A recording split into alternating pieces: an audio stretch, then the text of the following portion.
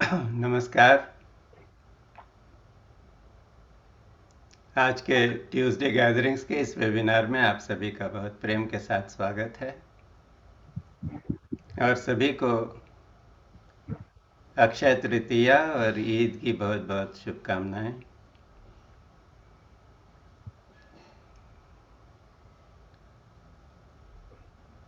जैसा कि हमारा तरीका है कि हर कार्यक्रम की शुरुआत हम एक प्रार्थना से करते हैं, तो आज भी हम प्रार्थना करेंगे गुरु तत्व की, जिसके कारण कृपा उपलब्ध होती है हर प्राणी को और उसकी जीवन यात्रा में इस तरह से दिशा निर्देश होता है कि वो उत्तरोत्तर आगे बढ़ता रहे और जो उसकी चेतना है, उसकी समझ है, उसमें कुछ न कुछ अभिवृद्धि होती रहे। तो हम बड़े प्रेम के साथ गुरु तत्व को इस कार्यक्रम में आमंत्रित करते हैं कि इससे जो कुछ हमारे जीवन में शुभ हो वो अच्छी तरह से हमें मिले और फलीभूत भी हो। तो आंखें बंद करके कुछ क्षण लेकर अपनी श्वास प्रश्वास के प्रति चैतन्य हो जाएं। जब हम श्वास प्रश्वास को देखते हैं तो अपने आप शरीर और मन दोनों के बीच में एक सामंजस्य बनने लगता है।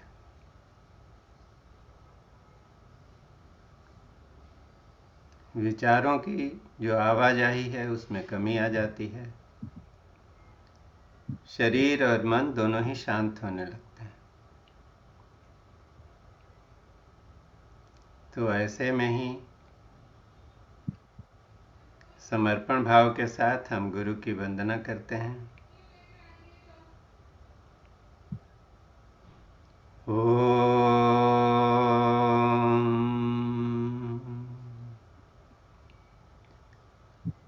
अखण्डमण्डलाकारं व्याप्तं येन चराचरं तत्पदं दर्शितं येन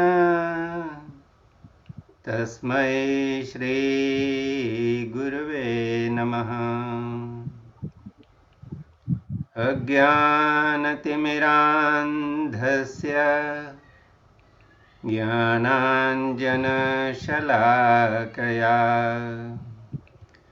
चक्षुरुन्मीलितं येन तस्मै श्रीगुरुवे नमः। गुरुर्ब्रह्मा गुरुर्विष्णु गुरुर्देवो महेश्वरः गुरुरेव परब्रह्म तस्मै श्रीगुरुवे नमः। ॐ श्री सद्गुरुवे नमः।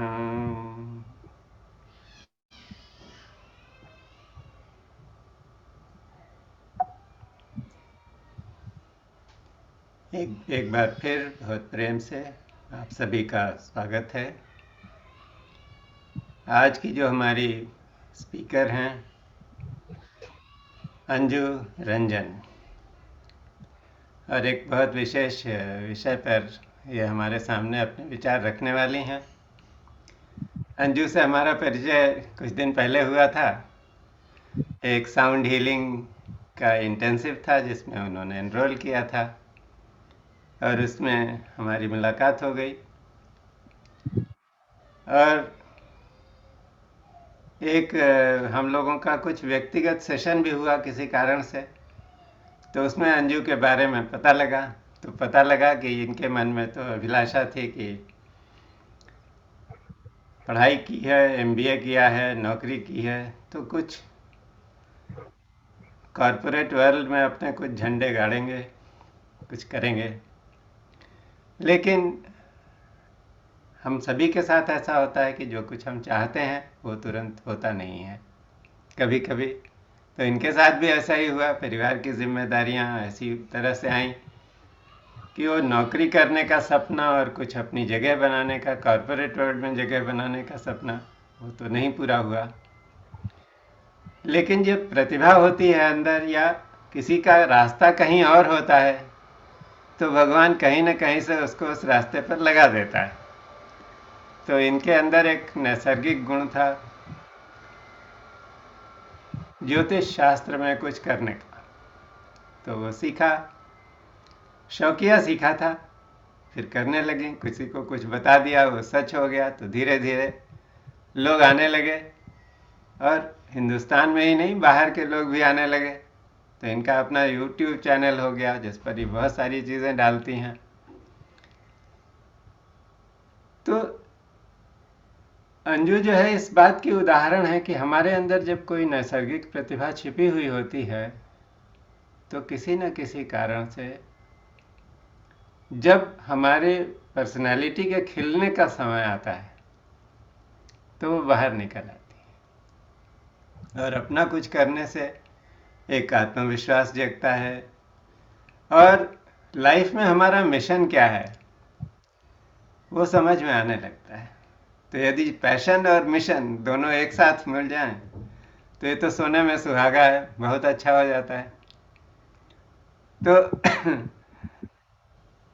और ये जब अभी बात करने जा रही हैं आज के विषय पर, कि वो शनि के बारे में है, कि शनि जो है वो किस तरह से हमारी आध्यात्मिक यात्रा में सहायक हो सकता है। लोग शनि से डरते हैं, लेकिन डरने की बात नहीं है। शनि कुछ सिखाने आया है, कैसे वो सिखाता है, क्या करता है, इसके बारे में बताने वाली हैं।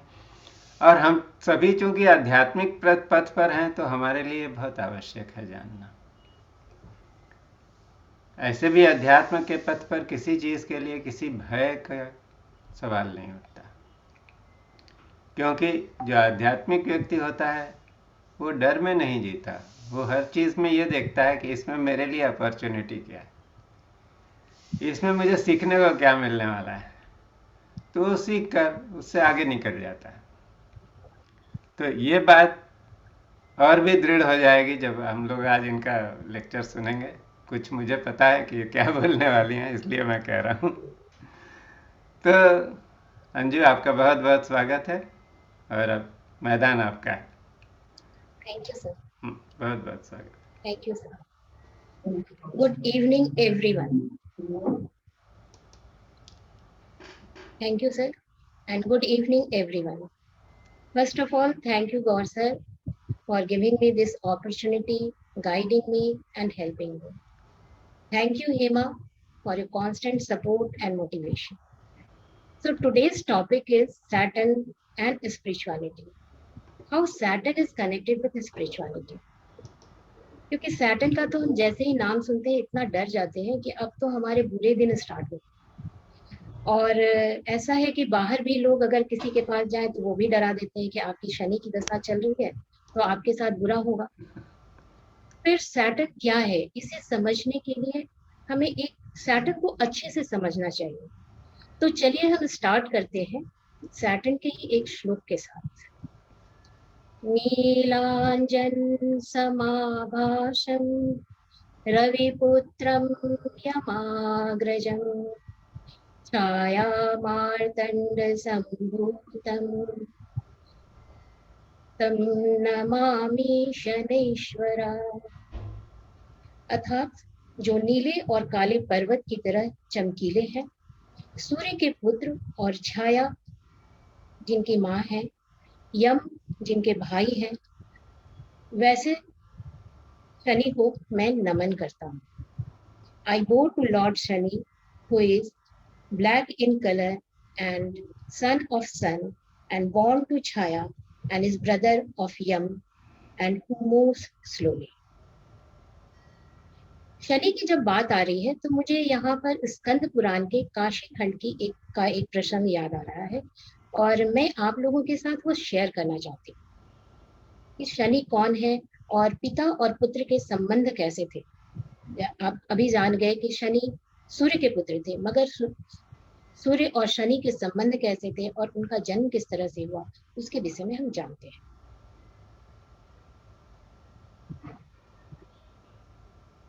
शनि के पिता सूर्य देव का विवाह संध्या के साथ हुआ था।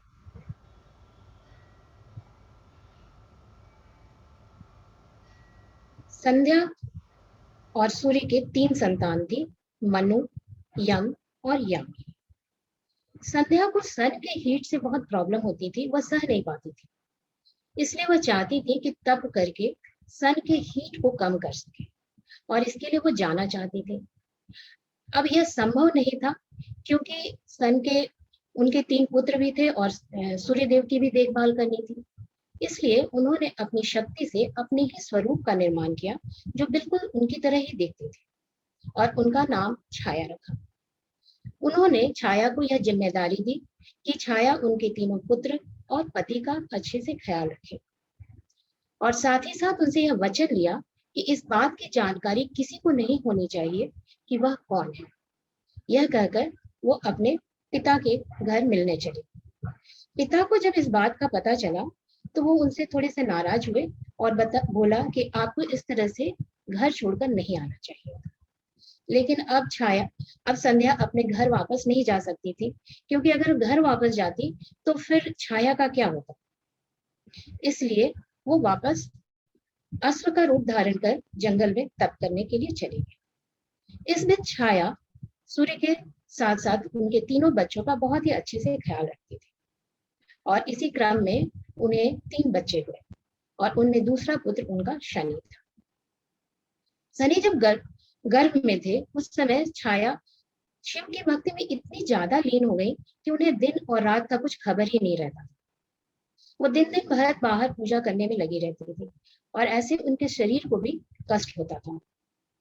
यह देखकर गर्भ में रहे शनि को अच्छा नहीं लगा, और उन्होंने अपनी माँ को थोड़ा तकलीफ कम करने के लिए सन की जितनी एनर्जी थी उसको एब्जॉर्ब करते चले गए, और इसलिए उनका रंग काला हो गया। अब जब उनका जन्म हुआ और सूर्य भगवान देखने गए तो उन्हें आश्चर्य हुआ कि उनका पुत्र काला कैसे हो सकता है। तब इस शंका के कारण उसे वो अच्छे से प्यार भी नहीं कर सके, और यह उनके मन में दुविधा चलती रही। एक बार तो ऐसी स्थिति आ गई कि उन्होंने क्रोधवश बोल भी दिया कि यह पुत्र मेरा है। यह सुनकर शनि को बहुत बुरा लगा, और उन्होंने जब सूर्य को देखा तो वहीं पर सोलर इक्लिप्स हुए, और साथ ही साथ सन के जितने जो घोड़े हैं, रथ हैं, उसके सारे घोड़े फ्रीज हो गए। यह देखकर सूर्य बहुत परेशान हुए, और उसके बाद वह शिव भगवान के पास गए। शिव जी से पूछा, तब शिव जी ने सारी कथा सुनाई और बोला कि किस तरह से उनके पुत्र का रंग काला हो गया, और इस प्रकार धीरे धीरे पिता और पुत्र के बीच में जो मतभेद था वह भी खत्म हुआ, और सूर्य और शनि फिर से एक दूसरे के नजदीक आ गए। तो ये तो पुराणों की बात है कि शनि को किस तरह से पिता और पुत्र के बीच में डिफरेंसेस आए, और साथ ही साथ अब यहाँ यह भी देख सकते हैं कि आरंभिक काल में, बाल्यकाल में शनि ने अपने पिता का क्रोध भी सहा। अब हम चलिए देखते हैं कि किस तरह से शनि या प्लैनेट शनि का हम एस्ट्रोलॉजी में किस तरह से यूज करते हैं। जहां तक बात है कि एस्ट्रोलॉजी में तो हमारे जितने प्लैनेट्स हैं उनमें सबसे सेकंड लार्जेस्ट प्लैनेट हमारा शनि होता है। सूर्य के चारों तरफ परिक्रमा करने में शनि को 29.5 इयर्स लगते हैं, अप्रोक्सीमेटली 30 इयर्स। हाउस की अगर बात करें तो 10th हाउस और 11th हाउस शनि के अधिकार क्षेत्र में आते हैं। 10th हाउस हमारे कर्म का हाउस होता है, और 11th हाउस हमारे कर्मों का क्या फल मिलेगा उसके लिए हम 11th हाउस को देखते हैं। हम 10th हाउस को अपने पिता के लिए देखते हैं, हमारा जॉब किस तरह का होगा, नेचर ऑफ जॉब क्या होगा, या फिर हमारे जॉब में जहां पर हम काम करें वहां का एनवायरमेंट किस तरह का होगा। इन सभी चीजों के लिए हम 10th हाउस को देखते हैं। यह कर्म का स्थान है हमारा। और 11th हाउस हमारा फुलफिलमेंट ऑफ डिजायर्स। हमारा कोई भी काम कंप्लीट होगा या नहीं, यह पूरी तरह से 11th हाउस के ऊपर डिपेंड करता है। साथ ही साथ 11th हाउस से हम दादा, चाचा, ताया या बड़े भाई को या बड़ी बहन को देखते हैं। मित्रों के लिए अगर आपको देखना है कि आपके मित्र कैसे होंगे, वो भी हम 11th हाउस से देखते हैं। हमारी एफडी की हुई मनी जिसको हमने कहीं इन्वेस्ट किया है, वो मनी को देखना है तो हमें 11th हाउस देखना चाहिए। तो इस तरह से आप देखेंगे तो 10th और 11th हाउस दोनों जो शनि के पास है, वह हमारे हॉरोस्कोप का एक बहुत ही इंपॉर्टेंट पोर्टफोलियो शनि को मिला हुआ है। अगर शरीर की हम बात करें तो हमारा स्केलेटन सिस्टम, हमारे मसल्स, हमारा सर्कुलेटरी सिस्टम, हमारा लेफ्ट ईयर और लेफ्ट हैंड, ये सभी भी एंकल्स, ज्वाइंट्स, ये सभी इस भाव के अंदर आते हैं और इन पर शनि का अधिकार है। ये तो हो गए कि इन पर शनि का अधिकार है। तो अब आप अगर ध्यान से देखें और समझने की कोशिश करें तो आप देख रहे हैं कि सैटर्न को हमारे लाइफ का एक बहुत इंपॉर्टेंट एस्पेक्ट जो है वो डिसाइड करने के लिए मिला है कि वो इस बात को डिसाइड करें कि हमारा नेचर ऑफ जॉब क्या होगा, हमारा फुलफिलमेंट ऑफ डिजायर्स कितना होगा, इन सभी चीजों को वो फिक्स करते हैं। इतना ही नहीं, शनि को लॉन्जिविटी का कारक ग्रह माना गया है और लॉन्जिविटी हम देखते हैं 8th हाउस में, इसलिए 8th हाउस पर भी शनि का अधिकार है। 7th हाउस हमारे पार्टनरशिप और स्पाउस का हाउस होता है और वहां पर लिब्रा साइन में 16 डिग्री पर स्वाति नक्षत्र में सैटर्न एक्सॉल्टेड होते हैं, यानी कि वहां पर वह एक्सॉल्टेड होते हैं, उच्च के होते हैं। अब अगर यह क्वेश्चन कोई करता है कि शनि का स्पाउस और इस रिलेशन में इस हाउस में क्या काम, तो एक बार सोचिए, सैटर्न 7th हाउस हमारे पार्टनरशिप का हाउस है। अब पार्टनरशिप कब तब तक नहीं चल सकती जब तक कि वहां पर आपका कमिटमेंट नहीं है। अगर आप कमिटेड हैं अपने पार्टनर के साथ तभी आपकी पार्टनरशिप चलती है। अगर आप सैक्रिफाइस करना जानते हैं, आप ऑनेस्ट हैं, तभी आपकी पार्टनरशिप चल पाती है, अदरवाइज पार्टनरशिप नहीं चलती है। और इसलिए वहां पर सैटर्न का रोल आता है, क्योंकि सैटर्न कमिटमेंट, पैशन, आपको पेशेंस, इन सब डिसिप्लिन, सेक्रीफाइस, इन सभी चीजों को बताता है। अगर सैटर्न को आप ऑनेस्टली फॉलो करेंगे तो इन सभी चीजों को का समावेश सैटर्न होता है, ये सारे गुण सैटर्न में आते हैं। ये 10th हाउस और 11th हाउस उनके स्थान की बात हो गई। विमसोत्री दशा की बात करें अगर हम, तो सैटर्न की विमसोत्री दशा 19 ईयर्स की होती है, यानी कि जब महादशा शनि की स्टार्ट होगी तो वह 19 ईयर्स तक चलती है। एक राशि में, एक जोडियक साइन में सैटर्न 2.5 ईयर्स तक रहता है। तो इस तरह से अगर 12 राशि को कवर करता है सैटर्न तो 30 ईयर्स हो जाते हैं। ये हो गए सैटर्न के प्लेसमेंट के बाद और सैटर्न कितने समय तक किसी हाउस में रहता है। अगर हम दूसरे शास्त्रों की बात करें तो पामिस्ट्री में हमारा मिडिल फिंगर सैटर्न के लिए होता है और मिडिल फिंगर के नीचे की जो ये रेखा है ये हमारी सैटर्न की होती है। जहां तक चक्रों की बात है तो हमारे 7 चक्रों में आज्ञा चक्र पर शनि का अधिकार है और साथ ही साथ जुपिटर का अधिकार है। इन दोनों चक्रों पर शनि का, सॉरी माफ कीजिएगा, आज्ञा चक्र पर शनि का अधिकार है। आज्ञा चक्र हमारे इंट्यूशन के लिए जाना जाता है। अगर आज्ञा चक्र आपका काफी अच्छा एक्टिवेटेड है तो आपका इंट्यूटिव पावर बहुत स्ट्रांग होता है। न्यूमरोलॉजी में नंबर 8 शनि को दिया गया है और अगर नंबर 8 किसी के भी चार्ट में बार बार आता है तो इसे हम कार्मिक नंबर भी कहते हैं।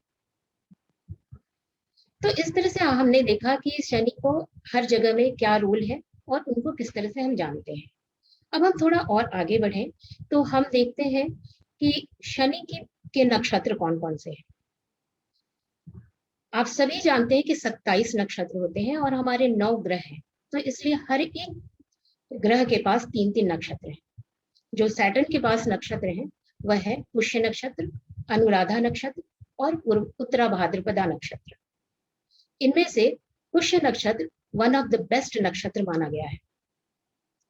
राम जी का जन्म भी पुष्य नक्षत्र में हुआ था। कहते हैं कि पुष्य नक्षत्र में जन्मे हुए लोग का कांस्टेंट नॉरिशमेंट होता है, थ्रू आउट लाइफ वो ग्रो करते हैं। उनका ग्रोथ कभी भी रुकता नहीं है, बल्कि वो हर समय अपनी लाइफ में कुछ ना कुछ ऐड करते हैं। तब एक बार सोचिए जरा कि अगर इतनी अच्छी पोर्टफोलियो शनि को मिली है, इतने अच्छे नक्षत्र शनि को मिले हैं, तो फिर शनि कैसे बुरा है? अगर कोई चीज आप लॉन्ग टर्म की प्लानिंग कर रहे हैं और जैसे फैक्ट्री बिठाना है, इस तरह की ये सारी चीजें लॉन्ग टर्म होती हैं, तो उसके लिए हम उत्तरा भाद्रपद नक्षत्र में ही स्टार्ट करते हैं। फ्रेंडशिप के लिए, लाइफ एंजॉय करने के लिए अनुराधा नक्षत्र सबसे अच्छा है। तो फिर शनि कैसे बुरा है, एक बार तो सोचने की जरूरत जरूर है। अगर फ्रेंडशिप करनी है तो उसके लिए हम सैटर्न के अनुराधा नक्षत्र में ही जाते हैं। ये तो हो गई कि सैटर्न की कुछ राशियां और क्या किस तरह से काम होता है। अब अगर हम साढ़े साथी की बात करेंगे तो 2.5 साल, जब भी मून से एक हाउस पहले सैटर्न आता है, तब से हमारी साढ़े साथी स्टार्ट होती है और वो 7.5 साल तक चलती है। चलिए उसे हम बाद में डिस्कस करते हैं। अब जानते हैं कि सैटर्न वर्क कैसे करता है। हमने इतना जाना कि सैटर्न काल है, सैटर्न हमें हमारे पूर्व जन्मों के कर्मों का फल देता है। सैटर्न से एक बहुत ही स्ट्रिक्ट टीचर है, सैटर्न एक जज भी है। जज इसलिए है क्योंकि हमने जो कर्म किया है उसकी ही रिजल्ट देता है सैटर्न। सैटर्न अपने पास से कुछ भी नहीं देता। हमारे जो भी कर्म है उसका वो एक तरह से डिलीवरी बॉय की तरह काम करता है और हमारे कर्मों का ही फल देता है। इसके अलावा हमें और कुछ भी नहीं देता। अब अगर हम इसमें थोड़ा और समझने की कोशिश करें तो Hema, can you share that pie chart?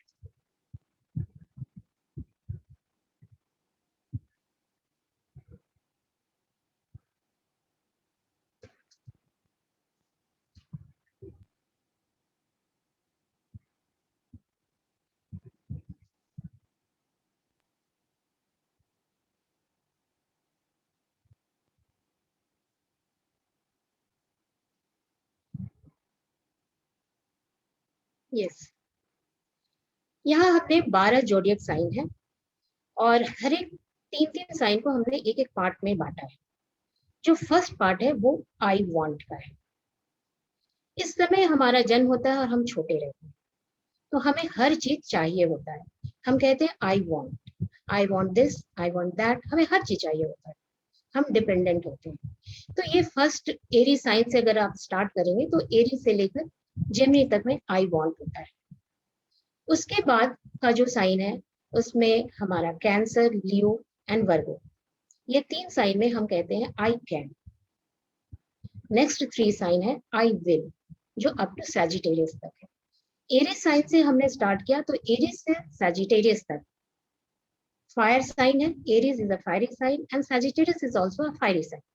तो फायर साइन से फायर साइन के बीच में हमारी जब तक लाइफ रहती है तब तक हमारे पास फ्री विल होता है।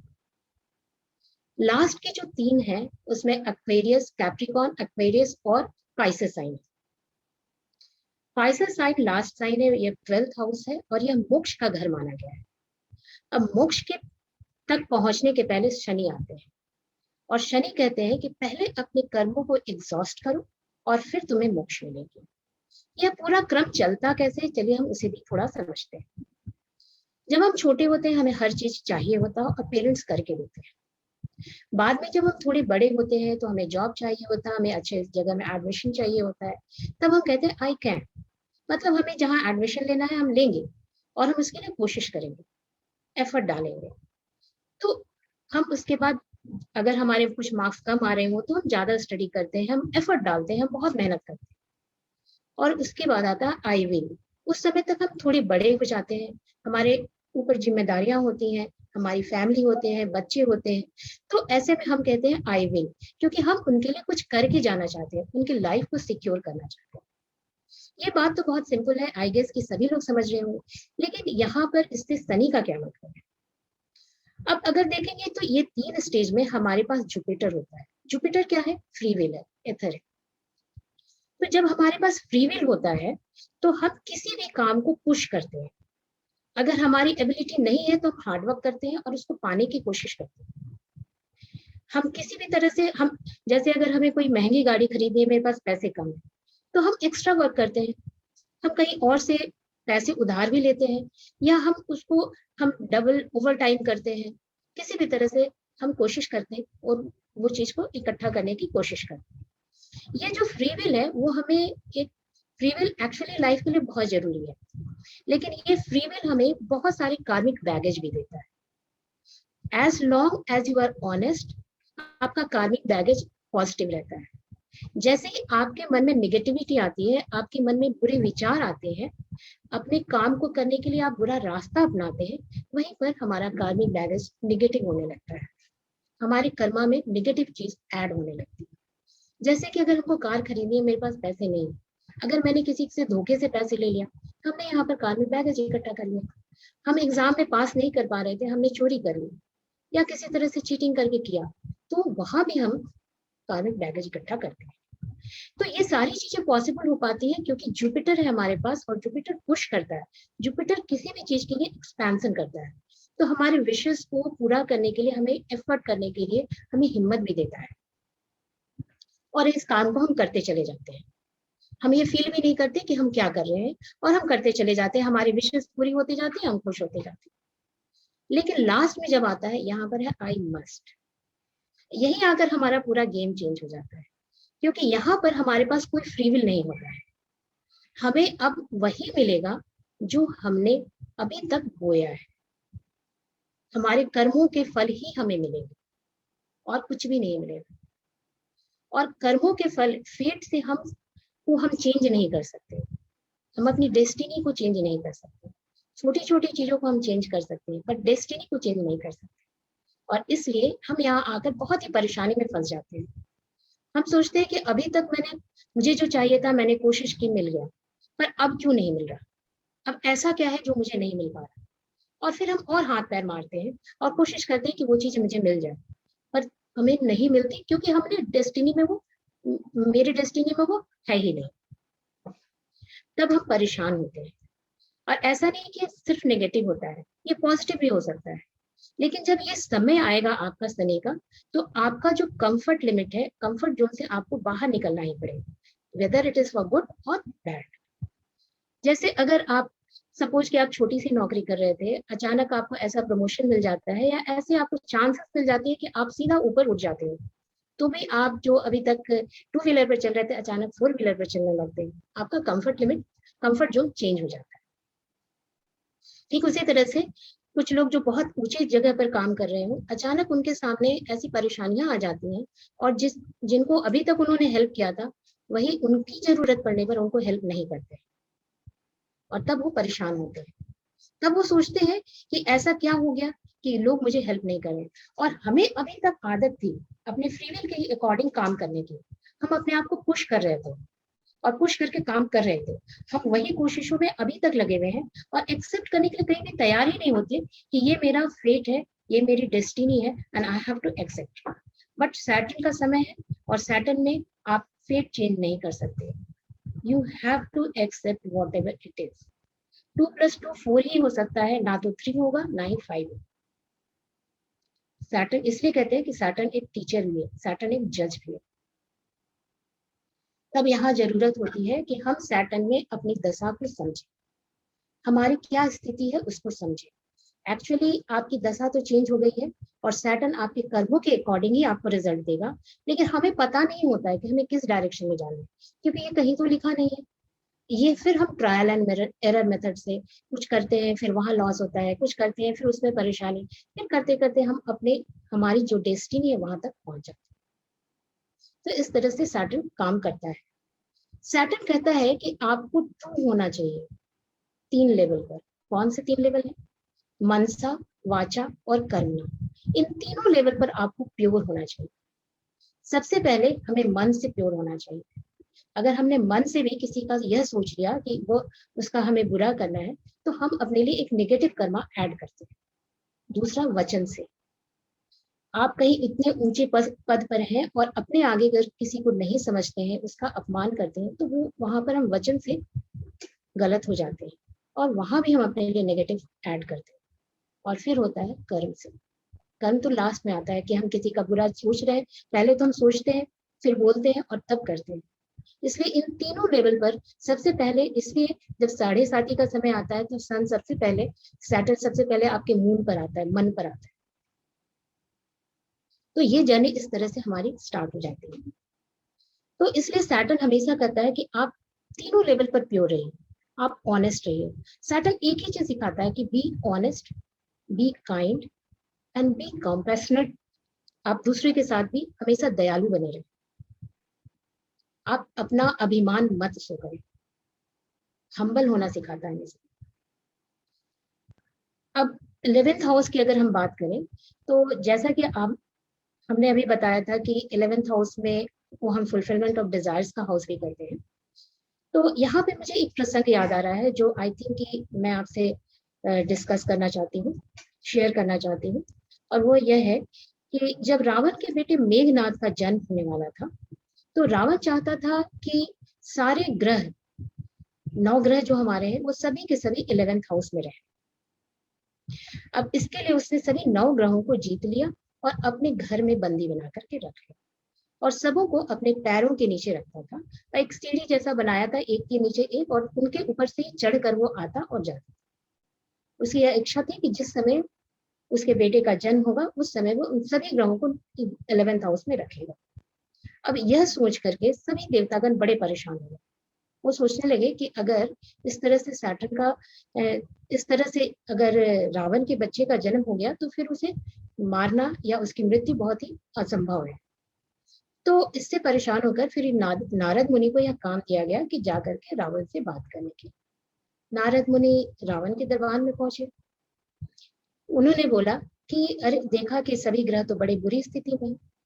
तो फिर उन्होंने बड़े ही आराम से कहा कि अरे रावण, आपने तो बहुत ही अच्छा काम किया है कि सभी ग्रहों को अपने पैरों के नीचे रखा है। लेकिन क्या अच्छा नहीं होता कि अगर इनको आप सामने रखते और इनके छाती पर से पैर रख करके जाते, तो इनका अभिमान और भी चूर चूर होता। रावण को ये बात बहुत अच्छी लगी। उन्होंने कहा कि नारद, ये तुमने बहुत ही अच्छी बात कही है। और फिर वह धीरे धीरे करके एक एक ग्रह को सीधा करने लगा और उनकी छाती पर से पैर रखकर आगे बढ़ने लगा। जब शनि की बारी आई और शनि को जैसे ही रावण ने सीधा किया, शनि ने उनको देख लिया और उनका समय स्टार्ट हो गया। और इसके साथ ही साथ शनि ने जल्दी से एक पैर बढ़ाकर 11th हाउस की जगह से 11th हाउस के साथ साथ 12th हाउस में डाल दिया। अब शनि का प्रेजेंस 12th हाउस में भी हो गया। तो अब इससे क्या हुआ कि अब अगर 12th हाउस में सैटर्न बैठे हैं तो आपको अपना कार्मिक बैगेज क्लियर किए बगैर आपको मुक्ति नहीं मिलेगी। मोक्ष का दरबार नहीं खुलने वाला जब तक आप इससे आप अपने कर्मों को क्लियर नहीं करेंगे। यह देख करके रावण को बहुत गुस्सा आया और उन्होंने बड़े जोर से उनके पैर पर मार दिया और साथ ही साथ तो उन्हें एक ऐसे रूम में बंद कर दिया। कहा कि अब मैं तुम्हें ऐसी जगह बंद कर दूंगा जहां से कि तुम किसी को भी नहीं देख सकते। ऐसा होने से अब शनि देव तो बंद हो गए किसी कमरे में, अब वो किसी को देख भी नहीं सकते थे और उनकी बहुत बुरी स्थिति हो गई और सभी ग्रह तो मुक्त हो गए। लेकिन शनि ने देख लिया था रावण को, तो अब रावण अपने जितने भी अच्छे बुरे कर्म कर रहा था और उसमें बढ़ता चला गया। और उसका एक समय ऐसा आया कि उसने सीता का हरण कर लिया। और सीता के हरण के बाद फिर जब रावण से मिलने के लिए और सीता को छुड़ाने के लिए हनुमान जी वहां आए, तब हनुमान जी ने देखा कि एक कमरे से बड़े कराहने की आवाज आ रही है। तो फिर उन्होंने देखा कि वहां कौन है, तो देखा कि शनिदेव बंद है। उन्होंने शनिदेव को वहां से बाहर निकाला। जब बाहर निकाला तो जैसे ही बाहर निकाला तो शनिदेव ने हनुमान जी को देख लिया। अब जब हनुमान जी को देख लिया तो फिर शनि ने कहा कि हनुमान जी, मैंने तो आपको देख लिया है, अब आपकी 7:30 स्टार्ट हो जाए, अब आपका समय स्टार्ट हो गया। तो हनुमान जी भी वैसे ही थे, उन्होंने बोला कि भाई ये होता क्या है। तब शनि जी ने समझाया कि सबसे पहले मैं आपके मन पर बैठूंगा, मन पर बैठने के बाद आप आपकी जितनी परेशानियां हैं स्टार्ट हो जाएगी। तो हनुमान जी ने बोला कि शनि जी, आपको जहाँ शनिदेव आपको जहाँ बैठना है वहां पर बैठ जाइए। ना तो मेरा कोई घर है, परिवार है, मैं तो प्रभु राम के चरणों में रहता हूँ, तो मुझे इससे कुछ लेना देना नहीं। शनि बैठ गए उनके सर पे। अब जब लंका से सीता से मिलने के बाद शनि वापस आ रहे थे तो उन्हें बहुत सारी परेशानियों का सामना करना। और यह देखकर शनि थोड़े से बेवर हो गए और उन्होंने बोला कि हनुमान, मैं तुम्हें इससे मुक्त करता हूँ। तब हनुमान ने कहा कि देव नहीं, ऐसे आप मुझे मुक्त नहीं कर सकते। अगर आपको मुझे मुक्त करना है तो मेरे उन सभी भक्तों को मुक्त करना होगा जो मेरी आराधना करते हैं। और इसलिए जो जब कभी हमारी शनि की दशा स्टार्ट होती है या हमारा शनि का समय अच्छा नहीं चलता है, तब हम सभी लोग शनि की के साथ साथ महावीर जी की भी पूजा करते हैं, हनुमान जी की भी आराधना करते हैं। तो कहने का मतलब यहाँ यह है कि शनि ईश्वर हो या इंसान हो, सभी के साथ समान न्याय करते हैं। उनके लिए किसी भी इंसान में कोई भेद नहीं, चाहे वह कोई भी हो। बाद में रावण का क्या हुआ ये तो हम सभी जानते हैं, क्योंकि आपको अपने बुरे कर्मों को तो एग्जॉस्ट करना ही था, तभी आपको मोक्ष की प्राप्ति होती। इसलिए रावण ने भी अपने सभी कर्मों को एग्जॉस्ट किया और उसके बाद वो मुक्त हो गया। ये एक सिंपल सी कहानी थी जिससे हम ये समझ सकते हैं कि किस तरह से सैटर्न के हाउसेस का क्या मतलब है और सैटर्न किस तरह से न्याय करते हैं। अब शनि की दशा अगर हमारे जीवन के आरंभ काल में आ जाए तो हमें उतनी प्रॉब्लम नहीं होती, क्योंकि हम उस समय छोटे होते हैं। लेकिन अगर शनि की दशा हमारे मिड एज में आए, अगर 40 वाले एज में आती है, तो हमें सबसे ज्यादा परेशानी होती है। रीजन यह होता है कि उस समय तक, इसके पहले तक हमने संघर्ष करके, हमने जुपिटर का यूज करके, फ्री विल को यूज करके अपने लाइफ को बहुत इनहेंस कर लिया था और हमें उस कंफर्ट की आदत हो चुकी थी, हम मटेरियलिस्टिक हो चुके थे। अगर शनि की दशा अच्छी है तब तो ठीक है, लेकिन अगर बुरी है तो उस समय हमें बहुत प्रॉब्लम होती है। उस एज में हमको यह एक्सेप्ट करना कि मुझे अपने अभी तक जो मेरे पास था उसे छोड़ करके किसी और चीज के लिए अपने आप को तैयार करना बहुत मुश्किल होता है, और तब हम बहुत परेशान होते हैं। हम सोचते हैं कि ये क्या है, ऐसा क्यों है। जस्ट अभी 1 महीना पहले मैंने किसी का हॉरोस्कोप देखा था, तो उनका मैंने देखा कि शनि 6th हाउस में बैठा है, 6th हाउस में एरीज साइन में अश्विनी नक्षत्र में बैठा, और उनके शनि की दशा चल रही, और शनि 6th हाउस में बैठा है तो थोड़ी परेशानी तो रहेगी।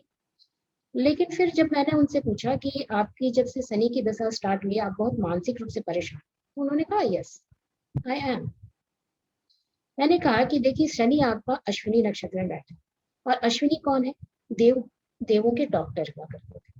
मैंने कहा कि अगर आप, और 6th हाउस से हम वैसे जॉब को देखते हैं जहां हम सर्विस प्रोवाइड करते हैं, तो मैंने कहा कि आप अगर हीलिंग से रिलेटेड काम करेंगे तो आपके लिए अच्छा है, क्योंकि 6th हाउस में बैठा हुआ सैटर्न अपनी 3rd आई से 8th हाउस को देख रहा है, और 8th हाउस से हम ऐसी ऑकल्ट साइंस या कोई भी चीज जो छुपी हुई है उन सभी चीजों को देखते हैं। इसलिए मैंने कहा कि अगर आप हीलिंग जैसा अगर काम करेंगे तो आपके लिए अच्छा है। अब 6th हाउस में बैठा हुआ शनि अपने 7th एस्पेक्ट से 12th हाउस को देख रहा है। अभी मैंने बताया कि 12th हाउस क्या है, 12th हाउस है लिबरेशन का हाउस, मोक्ष का हाउस, और यहाँ से हम मेडिटेशन कर सकते हैं या नहीं उन चीजों को भी देखते हैं।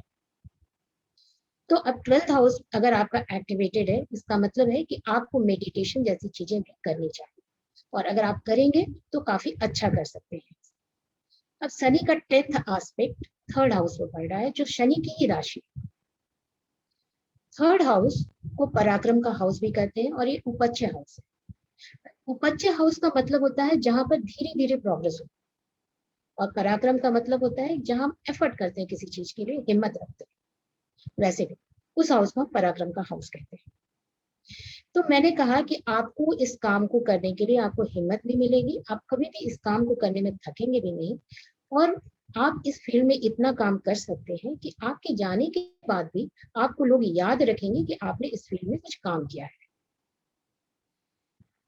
जब मैंने उनसे ये पूछा तो फिर उन्होंने बताया कि हाँ, वो हीलिंग का काम करते हैं और साथ ही साथ मेडिटेशन भी कर रहे हैं और इस फील्ड में काम कर रहे हैं।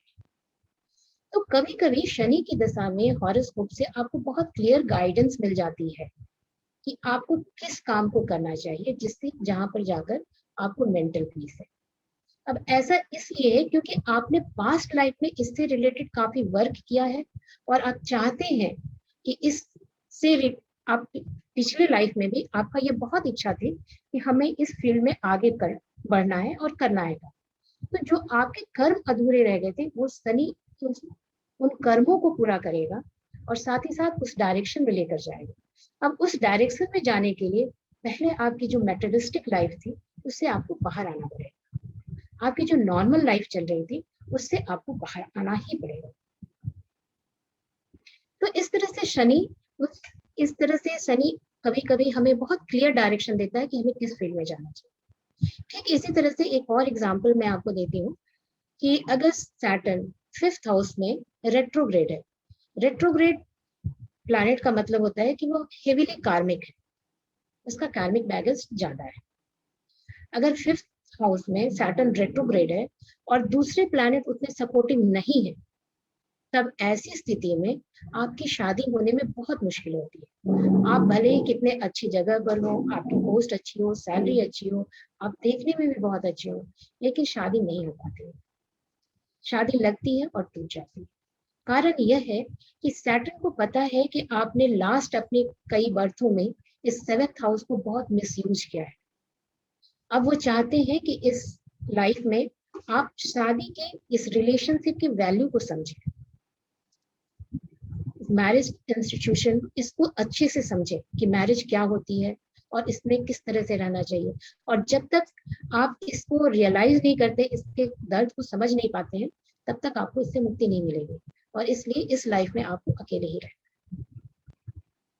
तो इस तरह से शनि आपको कई बार आपके हॉरोस्कोप में डायरेक्शन देता है कि आपको इस रास्ते से चलना चाहिए, इस रास्ते को फॉलो करो, ये आपके लिए सही है। क्योंकि यहाँ पर हमारे कार्मिक बैगेज, यहाँ इस एरियाज में हमारे कार्मिक बैगेज है जिसे हमें क्लियर करने की जरूरत है। तो ये हो गई छोटी सी, जस्ट मैंने एक दो एग्जांपल दिए हैं जिससे कि आप समझ सकते हैं कि किस तरह से सैटर्न वर्क करता है। अब हम आगे थोड़ा सा और देखें तो ये समझने की कोशिश कीजिए कि सैटर्न के समय में जब हम 40s में एक एज में जब हमारे पास इस तरह की प्रॉब्लम्स आती हैं, तब हम बड़े परेशान होते हैं और तब हम ये सोचने लगते हैं, अगर आपका सैटर्न अच्छा है और आपको रिजल्ट अच्छे मिले तब तो हम नहीं सोचते हैं, लेकिन जब अगर हमें परेशानियों का सामना करना पड़ता है तब हम सोचना स्टार्ट करते हैं कि ऐसा क्यों है। फिर कहीं ना कहीं हमें इस लाइफ का वैल्यू समझ में आता है, हम ये सोचने लगते हैं कि इस लाइफ का मतलब क्या है। क्या सिर्फ ये पैसे, ये इसी सब से लाइफ है? नहीं, हम कौन है, हम खुद की तलाश करने लगते हैं। हम ये समझने की, जानने की कोशिश करते हैं कि हमारा जन्म किस लिए हुआ था, क्या है हम। क्योंकि हम अभी परेशानियों में हैं तो हम अपना अवलोकन करना स्टार्ट करते हैं, और जैसे ही हम अपना अवलोकन स्टार्ट करते हैं, इसका मतलब होता है कि हम सेल्फ ऑब्जर्वेशन स्टार्ट कर रहे हैं, हम खुद को समझने की कोशिश कर रहे हैं, हम इस सृष्टि के को समझने की कोशिश करें कि हम कौन है और हमारे जीवन का मतलब क्या है। और यहीं से हमारा स्पिरिचुअल इवोल्यूशन स्टार्ट होता है, और जो संभव हो पाता है सैटर्न के कारण। क्योंकि अगर कोई और प्लैनेट होता तो शायद हम अपनी इच्छा को, हम अपने फ्री विल को यूज करके उसको उस परेशानी को दूर करके अपने लाइफ को अच्छा बनाने की कोशिश करते होते, लेकिन अभी सैटर्न है, हम कुछ कर नहीं सकते, इसलिए हम अपना ही अवलोकन करते हैं, हम खुद को देखने की कोशिश करते हैं, समझने की कोशिश करते हैं, और फिर हमारा ये स्टार्ट होता है जर्नी, और तब हम धीरे धीरे खुद को समझते हैं और हम स्पिरिचुअल, हमारा इवोल्यूशन स्टार्ट होता है। तो इस तरह से हमारी स्पिरिचुअल इवोल्यूशन स्टार्ट होती है। अब सैटर्न, जैसा मैंने आपको कहा कि बहुत तरह के रोल हमारे, अगर जैसे हमारे पास कोई भी हॉरोस्कोप आता है तो हम सबसे पहले देखते हैं कि सैटर्न का पोजीशन, क्योंकि जैसा आपको बताया कि सैटर्न बहुत इंपॉर्टेंट पोर्टफोलियो सैटर्न के पास है। अगर सैटर्न अच्छी जगह में है, इट मीन्स कि आपकी लास्ट लाइफ की कर्मास बहुत अच्छे। अगर सैटर्न गलत जगह पे प्लेस्ड है, इसका मतलब कि इस लाइफ में आपको स्ट्रगल तो करना है। सैटर्न हर रोल में फिट होता है। आप आसपास में जो लेबर क्लास है वो भी सैटर्न को ही रिप्रेजेंट करते हैं, और एक पॉलिटिकल लीडर जो गद्दी पर बैठा है वो भी सैटर्न है। विदाउट सैटर्न के हेल्प के वो वहां तक पहुंच ही नहीं सकता। सैटर्न, अगर आप स्पिरिचुअल बनना चाहते हैं तो सैटर्न और केतु का कंजंक्शन बहुत इंपॉर्टेंट है, क्योंकि सैटर्न आपको पेशेंस देता है, आपके कार्मिक बैगेज को क्लियर करता है, और केतु के पास हेड नहीं है, वो दिल से सोचता है। तो फिर सैटर्न और केतु का जब कंजंक्शन बनता है तो फिर हम दिल से नहीं, हम सिर्फ दिमाग से नहीं सोचते, हम सिर्फ दिल से सोचते हैं, और तब हम स्पिरिचुअल जर्नी हमारी धीरे धीरे स्टार्ट होती है। हमें उस काम में अच्छा लगता है, हम उसके this and that, pros and cons पर इतना ज्यादा नहीं सोचते, उस पर ध्यान ही नहीं देते। और जो हमारे सामने है उसको समझते हैं और उसमें खुश होते हैं। स्पिरिचुअल जर्नी को आगे बढ़ाने के लिए सैटर्न का और केतु का कंजंक्शन या सैटर्न का अच्छी जगह पे प्लेस होना बहुत जरूरी है। मैंने बहुत सारे स्पिरिचुअल लोगों के चार्ट देखे हैं और मैंने ऑब्जर्व किया है कि जो हाईली स्पिरिचुअल लोग होते हैं उनका चार्ट हेवीली सैटर्नियन होता है, उसमें सैटर्न का इम्पैक्ट ज्यादा होता है। तो सैटर्न हमें पेशेंस देता है, सैटर्न हमें सही राह दिखाता है, सैटर्न हमारे पास्ट लाइफ के कर्मों को, जो भी हमारे कर्म थे उसके अकॉर्डिंग रिजल्ट देकर हमें यह सिखाता है कि आगे के कर्म को अच्छा रखो, नहीं तो आपको फिर से ऐसी परेशानियों का सामना करना पड़ेगा और यह लाइफ का सिलसिला, जन्म और मरण का सिलसिला चलता ही रहेगा। अभी रिसेंटली 29 अप्रैल को सैटर्न ट्रांजिट हुआ है और सैटर्न ट्रांजिट होकर एक्वेरियस साइन में आया। अब मैं यहाँ पर आपको एक समझाती हूँ कि किस तरह से हमें चार्ट में साढ़े साथी को देखना चाहिए। अब हमारा सैटर्न है अभी 11th नंबर साइन पर, जिनका भी अगर मून, जहां पर मून लिखा है दैट इज 12th हाउस, तो जिनका भी मून अगर 12th हाउस में यहाँ पर है 11 नंबर के जस्ट पहले उसके बाद है, उनकी अभी साढ़े साथी की दशा स्टार्ट हो गई है। सैटर्न अभी 2.5 साल तक इस हाउस में रहेगा, उसके बाद वो सैटर्न मून के ऊपर जाएगा और उसके बाद फिर सैटर्न एरीज साइन में जाएगा 2.5 साल तक। तो ये 2.5 साल के 3 फेजेस होते हैं जिसे कि हम ढैया भी कहते हैं, और इस तरह से सैटर्न की साढ़े साथी स्टार्ट होती है। तो सबसे पहले अगर जब साढ़े साथी स्टार्ट होती है तो हमें मन में परेशानी होती है, हम मन से बहुत परेशान होते हैं, स्ट्रेस्ड हो जाते हैं। उसके बाद फिर हमें शरीर से भी थोड़ी बहुत परेशानी होती है और फिर मन और शरीर दोनों ही हमें परेशान करता है। लेकिन थर्ड फेज में अपने, जब थर्ड फेज में सैटर्न आता है, जब जैसे अब एरीज साइन में आएगा, तो उस समय आपको अच्छे रिजल्ट देकर जाएगा। अब सपोज सैटर्न की साढ़े साथी क्यों आती है? अभी मैंने बताया कि सैटर्न हमारे पास्ट कर्मास जो है उसको एग्जॉस्ट करता है। अब अगर किसी की महादशा मरकरी से स्टार्ट होती है तो उसके लाइफ में सैटर्न की दशा आएगी ही नहीं, क्योंकि 120 साल बहुत कम ही लोग सरवाइव करते हैं। तो ऐसे में क्या उसका कार्मिक बैगेज क्लियर नहीं होगा? होगा। तो ये 7.5 साल का जो सैटर्न का साढ़े साथी आएगा, उस समय हमारे कार्मिक बैगेज क्लियर होते हैं। साढ़े साथी लाइफ में मैक्सिमम 3 बार आ सकता है। एक साढ़े साथी के बाद दूसरा साढ़े साथी 30 साल के बाद, 30 ईयर्स के बाद आता है। तो ऑलमोस्ट 30 साल के अंतराल पर अगर 90 ईयर्स या आपकी अच्छी लाइफ है तो आप 3 साढ़े साथी देख सकते हैं अपने लाइफ में। तो ये है साढ़े साथी, और साढ़े साथी में हमें कभी डरने की जरूरत नहीं होती है। हमें यह देखना चाहिए कि हमारा सैटर्न कहाँ पर है, किस हाउस में बैठा है और वो किस तरह के रिजल्ट दे रहा है, अकॉर्डिंगली हमें रिजल्ट मिलते हैं। सैटर्न के साढ़े साथी में मैंने कितने लोगों को देखा है कि अपनी ऊंचाइयों तक पहुंचते हैं। जब महेंद्र सिंह धोनी का साढ़े साथी चल रहा था, उसी समय महेंद्र सिंह धोनी ने वर्ल्ड कप जीता था। यहाँ तक कि हमारे प्राइम मिनिस्टर नरेंद्र मोदी जब फर्स्ट टाइम प्राइम मिनिस्टर बने, उस समय उनके साढ़े साथी चल रहे थे। तो साढ़े साथी कभी भी ऐसा नहीं है कि सिर्फ बुरे परिणाम लेकर आती है, साढ़े साथी बहुत सारे अच्छे रिजल्ट भी देती है। बस जरूरत यह है कि हम सैटर्न के समय में अपने आप को अच्छे से समझे, हम अपने रूल को समझे, हम इस जीवन का मतलब को समझे और उसके अकॉर्डिंग हम एक्ट करें, और तब हम शायद सैटर्न को इतना बुरा नहीं समझेंगे, क्योंकि सैटर्न तो कुछ अपने पास से नहीं कर रहा है, सैटर्न तो सिर्फ वही दे रहा है जो आपने बोया है। इसलिए यह बहुत जरूरी है कि जब सैटर्न का समय हो तो आप अपने आप को समझें, देखें कि आपके अंदर में क्या है, आपके अवगुण क्या है, अपने आप को समझें और फिर उसके अकॉर्डिंग ऐड करना स्टार्ट करें। जब हम सेल्फ अवलोकन करेंगे, हम अपने आप को जानने की कोशिश करेंगे, तब हम स्पिरिचुअल पाथ पर चलना स्टार्ट करेंगे, और यही से हम फिर से हम आखिर सब के सब तो शिव के ही रूप हैं। फिर यही शिव ये जो हम जीव में कन्वर्ट हो गए, अब यही जीव वापस शिव में मिलना चाहता है। तो ये जीवत्व से शिवत्व की यात्रा सैटर्न हमें उसके लिए डायरेक्शन देता है, और ये इसी तरह से सैटर्न आपको स्पिरिचुअल पाथ पर लेकर जाता है। यह रियलाइज कराता है कि लाइफ क्या है और लाइफ का सही मतलब क्या है।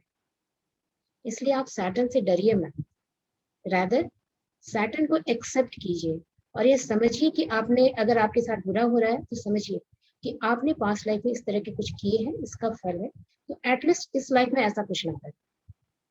या सैटर्न आपको कोई और डायरेक्शन दे रहा है तो उस डायरेक्शन को समझने की कोशिश कीजिए।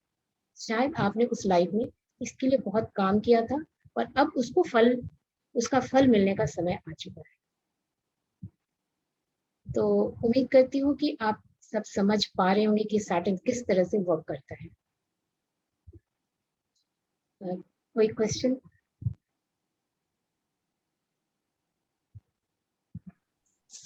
किसी के कोई क्वेश्चंस हैं तो पूछ सकते हैं। हाँ, जरूर पूछिए सवाल, ऐसा मौका नहीं मिलेगा बार बार। जी Sushma ji, please go ahead. Oh, sorry, just a minute. Yes, now unmute. Yes. मैं ये जानना चाह रही थी कि शुभ और अशुभ शनि क्या होते हैं? अगर आपके अच्छे घर में, जैसे हम सभी जानते हैं कि हमारे हॉरोस्कोप में 3 हाउस जो होते हैं वो अच्छे नहीं होते हैं, 6th हाउस, 8th हाउस और 12th हाउस। ये हमारे कार्मिक डेप्थ को भी बताते हैं। 6th हाउस से हम रोग, ऋण, शत्रु को देखते हैं।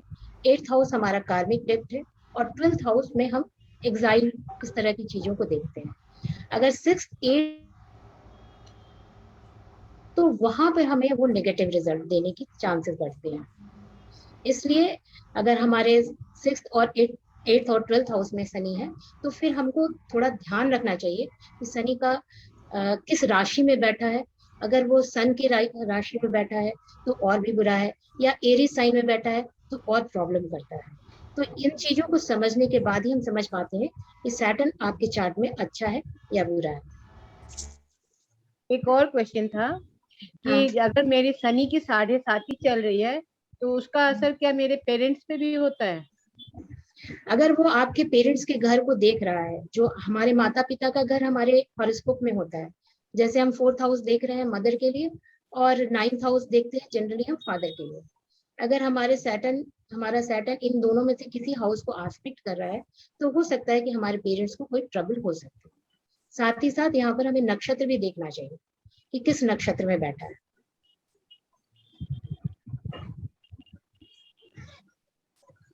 सुषमा जी, और कोई सवाल है सुषमा जी? हाँ, सुषमा जी, और कोई सवाल है आपका? नहीं, आप पूछिए, फिर मेरे को होगा तो मैं फिर हैंड रेज करूंगी। ठीक है, थैंक यू। मैं अंजू जी जानना चाहता हूँ कि जो शनि कहते हैं उच्च का और नीच का, ये इसका क्या तात्पर्य है? सर, अगर शनि एरीज साइन में होता है, कुछ जैसे जोडियक साइन है जो सैटर्न को पसंद नहीं है, उसमें एक एरीज साइन भी है। तो अगर एरीज साइन में सैटर्न बैठा है तो ये नीच का हो जाता है। या लियो साइन में भी अगर सैटर्न चला गया तो यहाँ पर ये अपने शत्रु के घर में बैठा है, क्योंकि पिता और पुत्र की तो शत्रुता थी, जैसा अभी हमने देखा स्टोरी में भी। तो यहाँ पर सैटर्न अपना पूरा रिजल्ट नहीं दे पाता है। और वही अगर सैटर्न 7th लिब्रा साइन में बैठा है, वीनस के किसी साइन में बैठा हो, या फिर मरकरी के किसी साइन में, अपने फ्रेंड के किसी साइन में बैठा हो, तो यहाँ पर सैटर्न बहुत अच्छे रिजल्ट देता है। और जैसे मरकरी के जो हाउसेस हो गए वो इसके उच्च के हाउसेस हो गए, वीनस के हाउस जो है वो उच्च के हाउस हो गए, और वहीं पर मार्स के जो हाउस है वो इसके लिए नेगेटिव का काम करते हैं, एनिमी हाउस बन जाते हैं। तो उस समय जब नीच का होता है तो क्या इसका इफेक्ट कम हो जाता है या इफेक्ट बहुत बुरा? अगर बुरे घर में बैठा है, सपोज कि आपका नीच का भी है और 8वें घर में बैठ गया हो या 6ठे घर में बैठ गया हो और आपको हेल्थ की ट्रबल है, तो वो बढ़ जाएगी। अगर उच्च का है तो आपको, अगर अच्छे घर में बैठा है तो अच्छे रिजल्ट है। तो ये पूरी तरह से उसकी प्लेसमेंट क्या है और नक्षत्र क्या है उस पर भी बहुत हद तक डिपेंड करती है। Okay, thank you. Thank you. Shashi, you want to ask something? Yes, I wanted to ask. Just a moment, let me pin you. Yes. You are there. अगर शनि 10वें घर में बैठा हो तो उसका क्या अर्थ है? सर मैम 10वें घर में शनि उच्च का होता है, क्योंकि वो अपने घर में बैठा है, कर्म के स्थान पे बैठा है। अब वहां पे हमें राशि देखनी चाहिए। अगर राशि खराब भी होगी, अगर उसके शत्रु की राशि भी होगी, तो भी वहां पर सैटर्न कभी भी उतना बुरा रिजल्ट नहीं देता है। आप जो भी जॉब कर रहे होंगे उसके उच्च पर पहुंचते हैं, उसके टॉप पोजीशन पे पहुंचते हैं। अच्छा, मैं राशि देखती हूँ, but I just had my horoscope in front, तो देख के बताती हूँ। Okay thank you. मैं अंजू का फोन नंबर और उनका यूट्यूब लिंक अभी चैट में डाल दूंगी थोड़ी देर में, सो दैट इफ अगर किसी को अपना कुछ पर्सनल रीडिंग्स कराने हैं तो आप उनसे करा सकते हैं। शशि मैम, कुछ और पूछना है आपको? शशि मैम तो उच्च पद पे पहुंची ही थी अपने करियर के। No, thank you. पॉलिटिशियन के लिए भी ये बहुत ही अच्छा है, जो पॉलिटिकल फील्ड में जाना चाहते हैं उनके लिए भी, अगर सन वहां पर हो या फिर सैटर्न हो तो बहुत अच्छा है, फिर उस लाइन में वो पहुंच जाते हैं। Thank you. मेरा 10वें घर में बैठा, पर मैं राशि नहीं ढूंढ पा रही, पता नहीं कहाँ है। I'll let you know in 2 minutes, but Okay, carry ma'am. on with Sure, other ma'am. questions. Thank you, thank you. तब तक मैं पूछ लूं आपसे अंजू जी? Yes sir. मेरे दूसरे घर में है, जी सर। और मैं असल में कर्क लग्न है, उसकी पैदाइश है, तो 5वें में, मतलब सिंह राशि में हमारा है, सेकेंड हाउस में। कर्क लग्न की, कर्क लग्न की वो है, कुंडली है। तो जो मेरी राशि है वो मतलब वृषभ है, क्योंकि 11वें में मेरा मून है, लेकिन सेकेंड हाउस में मेरा चंद्रमा ये बैठा हुआ है, सिंह राशि, मतलब 5 नंबर है, और उसी में शनि बैठा हुआ है। सर यहाँ पे आपको फाइनेंशियल प्रॉब्लम होगी, आपको लाइक सोर्स ऑफ इनकम में थोड़ी सी रुकावटें आएंगी। और भी बहुत सारे हैं, आपको हो सकता है कि अर्ली एज में अपने घर की जिम्मेदारी लेनी पड़े, ये भी एक रीजन होता है। और भी बहुत सारी चीजें सर, एक्चुअली पूरा चार्ट देखने से समझ पाऊंगी अच्छे से, पर ये 2 चीजें तो डेफिनेटली होंगी sir. Thank you, thank you ji Sushma, please come ahead Sushma. Sushma, you have to unmute yourself. Now I am audible? Yes. तो मैं ये जानना चाह रही थी कि कभी कभी बोलते हैं कि सैटर्न पैराडॉक्स है फेट एंड फ्री विल का, तो ये कैसे है? फ्री विल सैटर्न कभी भी नहीं है, सैटर्न हमेशा कंस्ट्रेंट में, सैटर्न का समय है तो कंस्ट्रेंट में ही आपको काम करना पड़ेगा, क्योंकि सैटर्न हमारा फेट है और वो पास्ट लाइफ से हम लेकर आए। तो अगर जैसे 2 + 2 4 होगा, अगर हमने आम का पेड़ बोया तो हमें आम मिलेगा, या बबूल का पेड़ बोया तो हमें कांटे ही मिलेंगे। तो एग्जैक्टली लाइक दिस कि अगर हमने जो भी हमारी कर्मा है अकॉर्डिंगली हमें रिजल्ट मिलने वाले। यहाँ पर हम फ्री विल यूज ही नहीं कर सकते, और इसीलिए तो हमें परेशानी होती है। एक्चुअली परेशानी का कारण तो यही होता है ना, क्योंकि हम फ्री विल यूज नहीं कर पाते, और सैटर्न हमें अपने कर्मों के हिसाब से ही रिजल्ट देगा ना, और जो लाइफ में हमने किया है उसी के अकॉर्डिंग हमें रिजल्ट मिल रहे हैं। तो यहाँ पे कोई नहीं चलती, और इसीलिए इंसान परेशान होता है, क्योंकि वो बंध जाता है ना, कटघरे में आ जाता है, और वो हाथ पैर मार रहा है मगर कुछ कर नहीं पा रहा है, ये परेशानी होती है। एक और क्वेश्चन मैंने पूछना है, मे आई आस्क? जी ma'am. Can I ask one more question? Yes Shashi, go ahead. एक मैंने सुना था शनि के बारे में कि ये जस्टिस का प्लैनेट है, तो ये 2 चीजें देता है, एक है आइसोलेशन और दूसरा है स्टडी, ठीक है? तो जैसे मैंने शनि को समझा है, तो उसमें आत्मविश्लेषण, एक तो इंट्रोस्पेक्शन होता है, when you are isolated and alone, then आप आत्मविश्लेषण करते हो, गहराई से अपने अंदर जाते हो। तो वो जो शनि दुख देता है, it is actually extremely beneficial कि आप बाहर की तरफ से अंदर जाओ। अंदर है, यस। मेरे को ये शनि का मिला, because I got Shani in mid life and I found it very helpful. Second thing is के इसमें गहराई से आप स्टडी कर सकते हैं, मतलब जो कुछ भी आपके सामने है, like may be any subject, you go to it in depth, और जब वैसे जाओगे you get the benefits of it when Shani goes away. Yes. I found that personally in my life, I found it beneficial. It came into my life at the age of 42. Okay, So ma'am. दूसरी चीज है, so I Hmm. use Shani in that manner. दूसरी Yes. चीज है कि मेरी राशि मकर है. मकर राशि में Okay. 10th हाउस में कैसे है शनि? आपके आप 10th हाउस में मकर राशि है, मतलब जो राशि मेरे हॉरोस्कोप में लिखी है मकर है और 10th हाउस में है शनि. मकर है, इसका मतलब मैम कि वहां पे तुला राशि है. 10th हाउस में तुला राशि है, 7 नंबर लिखा होगा. 5 लिखा है. 5 लिखा है. I don't know. नहीं मैम. हाँ. आप मून चार्ट देख रही हैं क्या? ये है जन्म लग्न, पता नहीं. हाँ, जन्म लग्न में कैन यू शो इट? ये I show it in 1 minute. Just a minute. Can you see it? Ma'am, clear नहीं है. You have to keep the camera little far away. Okay, just 1 minute. Just 1 minute. Is it possible to see? No, ma'am, it's not possible to see. Ma'am, I will give you her number. I will post her number I in get the into group. Yes, Sure. get in touch Sure. with her. Yeah. Sure. Thank you, That's- ma'am. Yeah, that's Thank you. that's. Thank you. Srivastava ji, आपको मैं pin कर रही हूँ. Sir, आप अपना video start करेंगे तो मैं आपको पिन कर सकूंगी. मैंने जी स्टार्ट सर. कर जी सर. जी सर, प्लीज गो अहेड. नहीं, आपने अभी एक बात कही जी कि मंगल की राशियों में शनि नीच का हो जाता है. जी. तो अगर मंगल की दृष्टि शनि पे पड़ रही हो तो कितना उसका फर्क पड़ेगा? प्रॉब्लम होता है सर. प्रॉब्लम होती है सर. प्रॉब्लम होगी. अगर शनि उच्च में भी है तब भी तो भी होगी, क्योंकि मंगल ऑब्स्ट्रक्शन क्रिएट करेगा शनि के रास्ते में, रिजल्ट देने में प्रॉब्लम करेगा सर. क्योंकि मंगल भी एक लाइक फायरी साइन है ना, तो इसलिए प्रॉब्लम देगा. Thank you. I think Shashi Aaron wants to ask something. हाँ सर. Huh? Yes sir, I am. Hema ji. Hema ji, मैं चाह रही हूँ आप मेरे को भी इनका लिंक भेजिए, मैं भी इनसे आप कांटेक्ट ग्रुप करना पे देखो चाहूंगी. ना, वो सबको मिल जाएगा. सबको जी, इंडिविजुअली सबको लिंक नहीं मिलेगा. भेज सकती है माँ.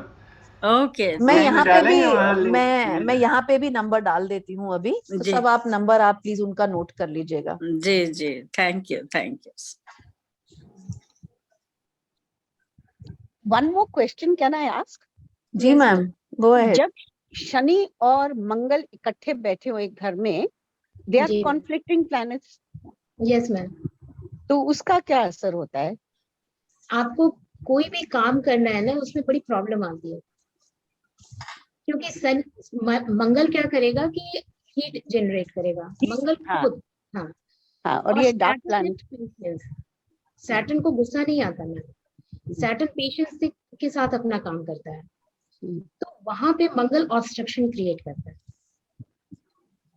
जनरली मंगल ऑब्स्ट्रक्शन क्रिएट करता है, या आप कई बार इतना भी देखने को मिलता है कि फिर आप गुस्से में आकर के बहुत सारा गलत डिसीजन लेते हैं. सुसाइड भी होता है, मैंने देखा है ना इसी में. अगर मून का शनि मंगल, अगर मून भी अगर कहीं से अगर आ रहा है ना, तो फिर बहुत ज्यादा प्रॉब्लम हो जाती है.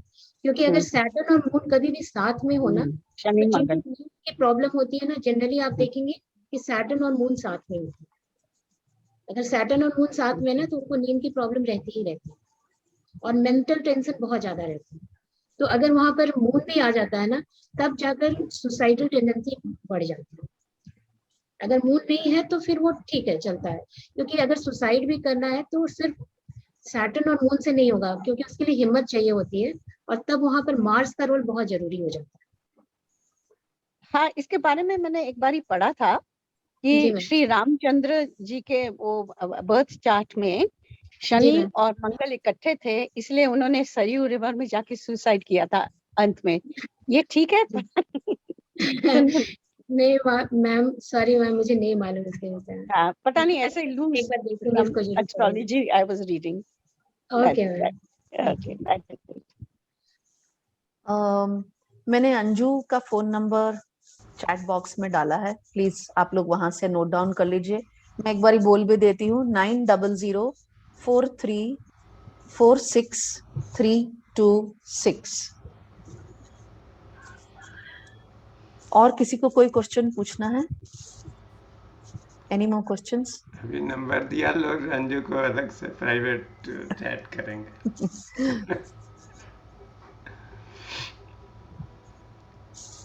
और एक जो शशि कपिला मैम ने बोला ना, एक्चुअली शनि की जो महादशा आती है, that is the golden period to work on हमारी आध्यात्मिक यात्रा। तो बहुत ही गोल्डन टाइम रहता है अपने आप को और हु एम आई, ये सब प्रश्नों को खोजने का।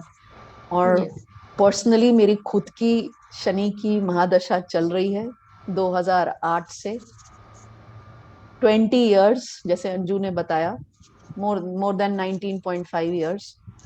और आपको अपने मटेरियलिस्टिक डोमेन से वो बिल्कुल खिसका देते हैं और शुरू में कष्ट होता है, बाद धीरे धीरे आप लाइन में आ जाते हैं। और सारे क्वेश्चंस वही एज में शुरू हुए 2008 के बाद, जब हु एम आई वाला क्वेश्चन मेरे को परेशान करने लगा, and what is the purpose of my life.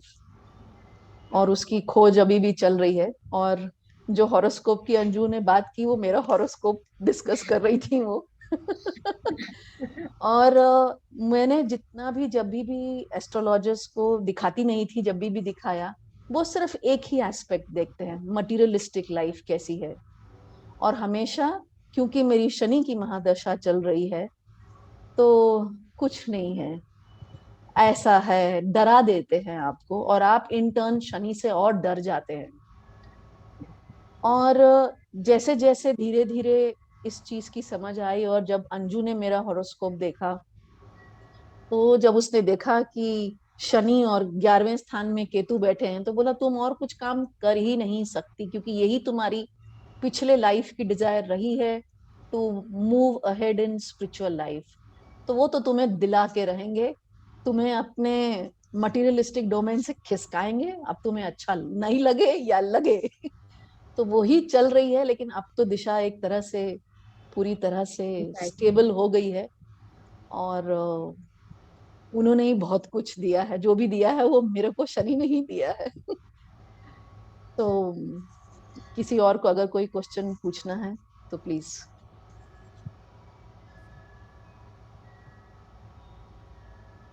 Sir, मैं आपको स्पॉटलाइट में डाल रही हूँ। जी सर। तो अंजू, यस सर। कैसा लगा आपको करके ये प्रोग्राम? सर मुझे कॉन्फिडेंस फील हो रहा है और अच्छा लग रहा है sir. Wonderful, thank you so much. बहुत अच्छा। ये हमारा ये प्रोग्राम घर का प्रोग्राम है, इसलिए यहाँ पर एकदम निर्द्वंद भाव से आने का और बोलने का। थोड़ी नर्वस हो रही थी, बट बहुत अच्छा है। देखो, जब अपने को सब्जेक्ट की पकड़ होती है ना, तो सब बहुत अच्छा हो जाता है अपने आप। तो अभी क्या करना है, पंचों की क्या राय है? Sir, we can have a small sound healing. Anju को धन्यवाद देना है। अंजू को धन्यवाद देना है, बहुत बहुत धन्यवाद देना है। बहुत धन्यवाद अंजू, बहुत अच्छा लगा। And I think it is very important for everybody to know this, because sometimes people are scared, and because it is the planet of justice, we are gradually guided towards spirituality, because the question, who am I, what is the purpose of my life, that begins to arise, and the ultimate search begins. After all, that we have searched for so many things, money, fame, this, that, whatever. But the search for who am I, that is the ultimate search. This is the biggest adventure of life. So Shani is gradually guiding us, and people who are here on this program, that means that everybody has been guided to a certain extent. So it's time to make that search possible. So Hema says, may I make one more remark? छोटा remark मैं कर दूं? You see, because I have been going to Rishikesh and all that, मैं थोड़ा सा और बताती हूँ शनि के बारे में। ये जो नया साल शुरू हुआ है नवरात्रों से, इसके राजा शनि हैं और मंत्री गुरु हैं। और क्योंकि इस साल के राजा शनि हैं, तो हर शनिवार को अगर आप शनि की आराधना करो, आपका ये साल ठीक से गुजरेगा। तो ये भी वो मतलब गाइडेंस देते हैं कि इस साल में कैसे वो I mean how to effect देना चाहिए। सो आई थॉट वो हर साल का ना, who is the king of the sign of the zodiac, whichever is the king, that king if you keep happy, तो your year goes well, since it's a part of this thing. और दूसरा, madam से मैंने ये भी कहना था, apart from reading, उपाय भी बताइए कभी, उपाय के शनि की महादशा को कैसे हैंडल करें। वो भी है ना, उपाय भी इम्पोर्टेंट है। अगर आप चाहेंगे तो मैं बता सकती हूँ। हाँ जी, दैट्स ऑल। ओके। जैसे अगर सैटर्न आपके 8th हाउस में बैठा है, तो उस समय में हम यही कहते हैं कि सबसे पहला यही सुझाव देते हैं कि आप शनि के बीज मंत्र से हवन करें या फिर गायत्री मंत्र से हवन करें, और सैटरडे के दिन का फास्ट रखें। शाम को आप पूजा करके फिर खाना खा सकते हैं, उस दिन नॉनवेज नहीं खाएं। दूसरा कि अगर आपका सैटर्न रेट्रोग्रेड है या इस तरह का भी सैटर्न है, तो शनिवार के दिन वृद्धाश्रम में जाकर दान करें। वैसे लोगों को दान करें जो हैंडीकैप्ड हैं, अपना ख्याल नहीं रख सकते हैं, ओल्ड एज है और अपना ख्याल नहीं रख सकते, क्योंकि सैटर्न ओल्ड एज को भी रिप्रेजेंट करता है। हमारे सोसाइटी के जितने बड़े लोग हैं वो उनको सैटर्न ही रिप्रेजेंट करता है। तो वैसे में अगर आपका सैटर्न कुछ खराब है तो डेफिनेटली आपको ना इस तरह की सेवा जरूर करनी चाहिए। अगर 6, 8 और 12 में बैठा है सैटर्न, तो उसमें मैं यही सलाह दूंगी कि आप अंगूठी, किसी भी तरह का स्टोन मत पहने, क्योंकि 6, 8, 12 का अगर शनि है और अंगूठी पहनेंगे तो आपको बहुत नुकसान होगा। इसलिए हमेशा इसकी रेमेडी करनी चाहिए, हमें दान करना चाहिए या फास्ट रखना चाहिए। ये 3-4 ही चीजें हैं जिसमें कि आपको बहुत आराम मिल जाता है कॉन्स्टेंटली। और जनरली अगर आप शनि के लिए कोई पूजा करते हैं और शनि ज्यादा खराब है, तो कोशिश करना चाहिए कि हम 23,000 टाइम्स उस मंत्र का जाप करें। आप एक समय पीरियड अपना डिसाइड कर लें कि इतने से इतने के बीच में, इतने समय के बीच में आपको यह करना है, और फिर उस हर शनिवार के दिन इवनिंग में दिया जला करके आपको उसका पाठ करना चाहिए। तो ये बहुत सारी छोटी छोटी रेमेडीज हैं, और भी बहुत सारी हैं। कितने लोग जनरली अगर शनि खराब है तो स्लीपर का, जूते चप्पल का दान करते हैं, वो भी एक बहुत ही इफेक्टिव रेमेडी है। और आप कुछ भी नहीं कर सकते तो आप वॉक कीजिए, जितना आप हो सकता है उतना वॉक कीजिए, तो वो भी एक बहुत ही अच्छा सैटर्न का रेमेडी होता है। तरह की बहुत सारी छोटी छोटी रेमेडीज हैं जो कि आप कर सकते हैं। Thank you so much. Thank you. Thank you Anju. मैं भी एक तरीका बता देता हूँ जो सबको साउंड हीलिंग में कराता हूँ, कि सोल हीलिंग में मास्टर शाह ने बहुत अच्छी टेक्निक बताई हुई है कि शनि हमारे पास जीवन में आते हैं तो हमें कर्म का फल देते हैं। तो कर्म क्या है कि जहाँ पर कहीं भी हमने सत्य का दामन छोड़ा है, तो सत्य का दामन कब छोड़ते हैं? जब हमारी आत्मा, जो उसको सोल जर्नी है निश्चित कि जो जो उसको पाठ सीखने हैं जीवन में, हम सब इसीलिए आए हैं कि जीवन में कुछ पाठ सीख सकें, तो वो हम सीखना नहीं चाहते, तो दाएं बाएं कन्नी काटते हैं, कुछ गलत करते हैं, दामन बचाकर भागना चाहते हैं। तो इसमें क्या होता है कि हम दूसरों के ऊपर कुछ न कुछ अन्याय कर बैठते हैं, किसी से कुछ झपट लेंगे, छीन लेंगे, किसी को चोट पहुंचा देंगे।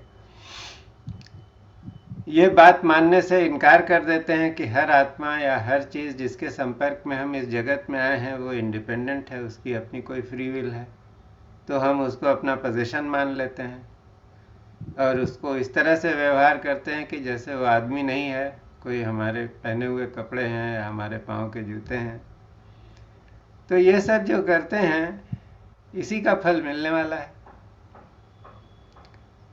तो उस फल को कम करने के लिए यदि हम उन आत्माओं से सच्चे हृदय से माफी मांग ले तो उसमें कुछ रिलीफ हो सकती है। दूसरा यह है कि जिन्होंने हमारे साथ ये सब कुछ किया है तो उनको लेकर हमारे मन में कुछ क्रोध है, विद्वेष है, डिसलाइक है, बदला लेने का भाव है। तो यही भाव ऐसा है कि वो एक जीवन के बाद दूसरा जीवन जब मिलेगा, अगर वो बदला नहीं निकला इस जन्म में, तो हमारी आत्मा ढूंढते हुए उस दूसरे को जाएगी और बदला लेने की कोशिश करेगी। कुछ लड़ाइयाँ बड़ी फेमस हैं, सास बहू की लड़ाई है, तो उसमें क्या है, ये ऐसे ही चलता रहेगा निरंतर कि किसी ने हमको आज सताया है, जब मौका लगा तो हमने उसको 2 थप्पड़ लगा दिए जा करके दूसरे जन्म में, फिर उसने 2 थप्पड़ लगाए। तो एक तरह की रस्साकशी है और इस रस्साकशी में कभी हमको लगता है हम जीत रहे हैं और कभी लगता है कि हम हार रहे हैं। तो अगर वाकई शनि हमारे गुरु हैं और हमें सब उससे मुक्त होना है, तो उस रस्साकशी में जो हमने रस्से को पकड़ रखा है वो छोड़ना पड़ेगा। तो वो रस्सा कैसे छोड़ सकते हैं? तो रस्सा छोड़ने का मतलब ये हुआ कि हम उस किस्से को यहीं ख़त्म कर दें। जिसके प्रति भी अपराध किया है उससे क्षमा मांग लें और जिसने हमारे प्रति अपराध किया है उसको क्षमा कर दें। होता ये इसलिए नहीं है कि लोगों को कहते हैं कि हमको तो पता नहीं किसको हमने सताया था, क्या किया था, और अभी हमको भी पता नहीं कि किसने सताया है। हमारे तो सबकॉन्शियस माइंड में उससे बदला लेने की भावना बैठी हुई है। सबकॉन्शियस माइंड तो हमें दिखता नहीं। इसी तरह से हमने किसी को पूर्व जन्म में कुछ सता दिया है, अब हमको तो पता नहीं, अब उसके मन में होगा तो होगा, हम क्या कर सकते हैं। लेकिन ऐसा है कि हृदय से क्षमा मांग लेने से आत्मा के जगत में कर्मों का निवारण हो सकता है। इसलिए जो अंजू ने एक बात कही कि आपको ट्रांसपेरेंट होना पड़ेगा।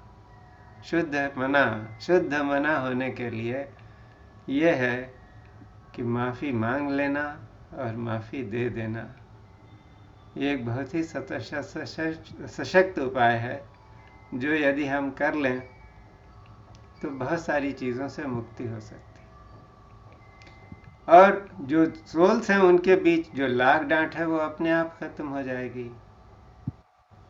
कुछ तो बड़े चमत्कारिक अनुभव हुए हैं कि कोई था हमारे परिचित में जिसने कि माता पिता से नाराज़गी हो गई क्योंकि शादी तो अपनी पसंद की लड़की से कर लिया, उनको पसंद नहीं थी, जाति अलग थी, उन्होंने कुछ घर से निकाल दिया, कुछ किया, बाद में संबंध सुधर गए, पिताजी और माताजी तो उसके घर में आने लगे, लेकिन ये उनके अपने पिताजी और माताजी के घर में 15 साल तक नहीं गया। तो मैं काउंसलिंग करता हूँ लोगों की, तो जूम सेशन पर ऐसे ही अचानक मन में आ गया। मैंने पूछा कि कैसा संबंध है तुम्हारा? उसने कहा कि मैं 15 साल से तो पिताजी और माताजी के घर नहीं गया, कोई ऐसी बात नहीं है, लेकिन मेरी तो इच्छा नहीं होती। तो मैंने कहा कि इसका मतलब तुम्हारे सबकॉन्शियस माइंड में उनको ले करके कहीं कोई तो कांटा गड़ा हुआ है। और ये बताओ तुम जीवन में चाहते क्या हो? तो उसने कहा मुझे तो मुक्ति चाहिए। तो हमने कहा कैसे मुक्त होगे? जब इस जीवन में मृत्यु आएगी तो उसके बाद तुम्हारी आत्मा ढूंढते हुए जाएगी कि हमारे माँ बाप कहाँ गए, उनसे तो कुछ बदला लेना है, उनको कुछ सता कर दिखाना है। अभी उन्होंने हमारे प्रति बहुत अन्याय किया है। अरे ये भाव तो तुम्हारे अंदर है। तो जब तक कर्म क्षालन नहीं होगा तब तक मुक्ति नहीं होगी। तो मैंने कहा कि तुम मन ही मन उनके साथ क्षमा का अभ्यास करो कि उन्होंने जो तुमको सताया है उसके लिए क्षमा कर दो। तुमने दूसरे उनकी पसंद की लड़की नहीं थी, दूसरी से शादी किया, उससे उनको कुछ तकलीफ हुई होगी। उनके अंदर कर्तृत्व भाव था, पोजीशन का भाव था कि हमारा बेटा है तो ये तो हमारी जायदाद है। तो उसमें उनको कुछ चोट पहुंची हुई, उसके लिए क्षमा मांग लो। और मैंने कहा था 21 दिन तक ये करो, 21 दिन बाद मुझे बताना कैसा लग रहा है। तो 21 दिन बाद उसने फ़ोन किया, बोला अंकल कुछ तो हो गया। क्या हुआ? तो उसने कहा कि मैं तो सब्जी खरीद रहा था बाजार में, और मेरे पिताजी भी इत्तेफाक से वहाँ आए हुए थे और फ़ोन निकाल कर मुझे ही फ़ोन कर रहे थे। तो उनकी आवाज़ मेरे कान में पड़ी, तो मैंने कहा ये तो पिताजी हैं। तो देखा मुझे ही फ़ोन कर रहे हैं। तो मैंने कहा मैं तो यहाँ हूँ, क्या बात है? तो उन्होंने कहा देखो ऐसा है कि हम जहाँ रहते हैं हमारे पास ऊपर, वो बोर्डिंग हाउस चलाते हैं, तो हमारे पास ऊपर 2 कमरे का फ्लैट है। तुम अलग रहते हो, तुमको किराया देना पड़ता है, हमारी इच्छा है तुम आकर वहाँ रहो, और हम उस एक फ्लैट हम वो खाली कर देंगे, उसमें ऊपर रहना। तुम लोगों के रहने से हमारे को भी एक ढारस रहेगी, बच्चों के रहने से हमको आनंद रहेगा। तो उसने कहा कि ऐसा हो गया। और फिर उसने बाद में फ़ोन किया, बोला इतना ही नहीं हुआ है, वो बार बार अब हमारे यहाँ आते हैं, मेरी पत्नी को पूछते हैं कि ये जो 2 कमरे हैं वो तो बहुत दिनों से उसकी जो है वो पेंटिंग नहीं हुई थी, उसमें कुछ काम कराना है, किचन अच्छा नहीं है, तो मैं किचन में कैसे बनवा दूँ, तुम चलो पसंद करो कौन सा पत्थर लगाना है, कौन सा टाइल लगाना है, किस तरह का कलर चाहिए, क्या ऑल्टरेशन कराना है। और बड़े उत्साह से वो सब कुछ कर रहे हैं। तो आत्माओं के बीच का जो संबंध है, अगर हम उनको अपना प्रेम और सद्भाव देंगे और क्षमा मांग लेंगे और क्षमा कर देंगे, तो जो भी लाग डांट है वो यहीं समाप्त किया जा सकता है। बस इतना है कि शुद्ध मन से करना होगा। तो इसलिए जो हम लोग हीलिंग सेशंस करते हैं उसमें सबसे पहले हम एक छोटा सा क्षमा का अभ्यास करते हैं, ताकि हमारे कर्म का बंधन कुछ कट सके। कर्म का बंधन कटेगा, और उसमें हम ये भी कहते हैं, जब क्षमा मांगते हैं तो ये कहते हैं कि हम क्षमा इसलिए नहीं मांग रहे हैं कि हम कन्नी कटाकर भाग जाना चाहते हैं, किसी तरह से धोखा देकर अपने कर्म के बंधन से मुक्त हो जाना चाहते हैं। हम क्षमा इसलिए मांग रहे हैं कि हमारा रास्ता हल्का हो जाए, ताकि हम सेवा कर सकें। और शनि महाराज को सेवा पसंद है। जो सेवा करेगा दूसरों की निस्वार्थ भाव से, उसके कर्म का बोझा अपने आप कम होने लगे।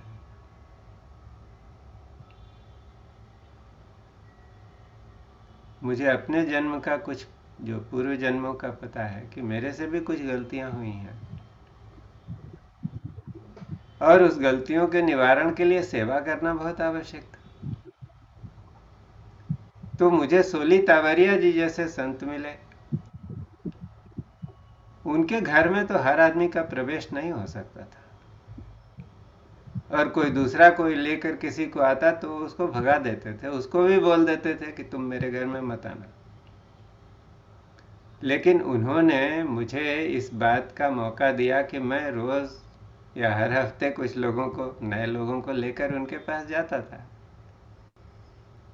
उनकी कोई ना कोई तकलीफ होती थी, कोई आदमी उनके पास जाता था तो उसको कुछ ना कुछ मिलता ही था। तो बाद में मुझे ध्यान में ऐसा हुआ अनुभव कि मेरे कर्मों का विपाक ऐसा था कि मुझे लोगों की सेवा करनी थी, और चूंकि मैं उनको तावरिया जी के पास ले जाता था, उनको फायदा हो जाता था, उनको कुछ सलाह मिल जाती थी, तो उससे मेरे कुछ कर्म कट जाते थे। और सोली भाई जो कि किसी को जल्दी अपने घर में किसी को लाने नहीं देते थे, उन्होंने मेरे लिए एक्सेप्शन कर रखा था, तो मैं लेकर जाता था। तो वो संत, उनको पता था कि इसके लिए यही अच्छा है, तो उन्होंने मेरे लिए वो छुट्टी कर दी कि ठीक है तुम लाना, मैं देखता हूँ। लेकिन वो बताते नहीं थे। जब मुझे इस बात का एहसास हो गया और एक दिन मैंने पूछा तो उन्होंने हंस कर बोला, कौन तुम्हारे दिमाग में ये सब फालतू की बातें भरता है, भाग जाओ यहाँ से, तुम्हारा आज का समय ख़त्म हो गया।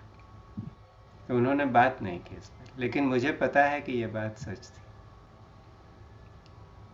तो ये जो शनि की बात है ये बहुत गूढ़ है, और हम सब लोग जो अध्यात्म के पथ पर हैं उनके लिए ये जान लेना और उससे कुछ सीख लेना बहुत आवश्यक है। बहुत लोगों को मैं बोलता हूँ कि कम से कम हमारे इस फोरम में आकर कुछ टॉक दो, तो लोग कन्नी कटा लेते हैं, लेकिन ये नहीं जानते हैं कि शनि महाराज को खुश करने के लिए वो सबसे अच्छा तरीका है, क्योंकि जो अंदर है उसको जब बांटेंगे तो वो प्रसन्न हो जाएंगे। और एक कॉन्सेप्ट भी है डाई एम्प्टी, कि जो कुछ सीखा है यदि उसे बांटा नहीं है तो बांटने के लिए ही फिर एक बार जन्म लेकर आना पड़ेगा।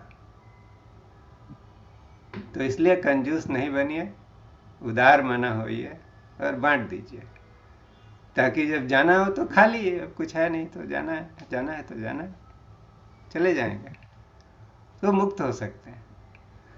लेकिन नहीं बांटेंगे, ज्ञान को भी बटोर कर रखेंगे तो थोड़ी मुश्किल है। वो शनि महाराज फिर से भेज देंगे कि जाओ बांटो। तो ये बात मेरे मन में आई, एस्ट्रोलॉजिकली कितनी सही है गलत है मैं नहीं जानता, but just for sharing I thought I will share that. तो अभी can I add to it? हाँ, yes, sorry I can't be on camera today. अच्छा, okay Uma ji, please go ahead. Yes, Yeah, this forgiveness, because a friend of mine was going through very difficult times, and she had gone to the astrologer along with her brother's horoscope, her mother's horoscope, and the astrologer told her a lot of things about, many of the planets being in the wrong place, and things were going to be very difficult. So when she shared it with me, I said, why don't you do a forgiveness practice directly with the planets? Maybe it be Saturn, Rahu, Ketu, everyone. Whoever is supposed to be troubling you, do the forgiveness with all of them. And I'm telling you, she's really going through good times. wonderful. Wonderful. So let's go to the root. Yes. Not No, only all- Umaji, I can share this with everybody, that when my brother was having corona, Lucknow was in the grip of a crisis. Oxygen cylinders were not available. We were struggling, and when I told this to Umaji, she said to me, you do a soul conferencing with the soul of oxygen,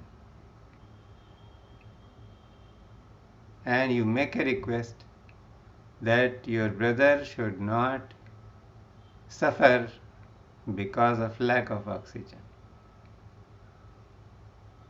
And I did that. My brother did not survive, but it was not because of lack of oxygen. We were able to find oxygen cylinders and use them. So it works. It's a great suggestion that if some planet is not in your favor, you do a forgiveness practice directly with the planet. Go to the source. Why this is important is कि ये जगत तो भाव जगत है. This whole universe is made out of thought. So what kind of thought are we preserving? Are we preserving a thought that is adversarial? जब कोई तकलीफ आ जाती है तो हम तुरंत जो है वो अपने डिफेंसिव मोड में चले जाते हैं. तो और आजकल की सभ्यता हमको यही सिखाती है कि you be very strong, be attacking all the time. But when we recognize that the same thing, it's the same consciousness which is playing this way, and we just approach this consciousness, approach the source and ask for something, it's going to turn favorable. It will no longer be adversarial.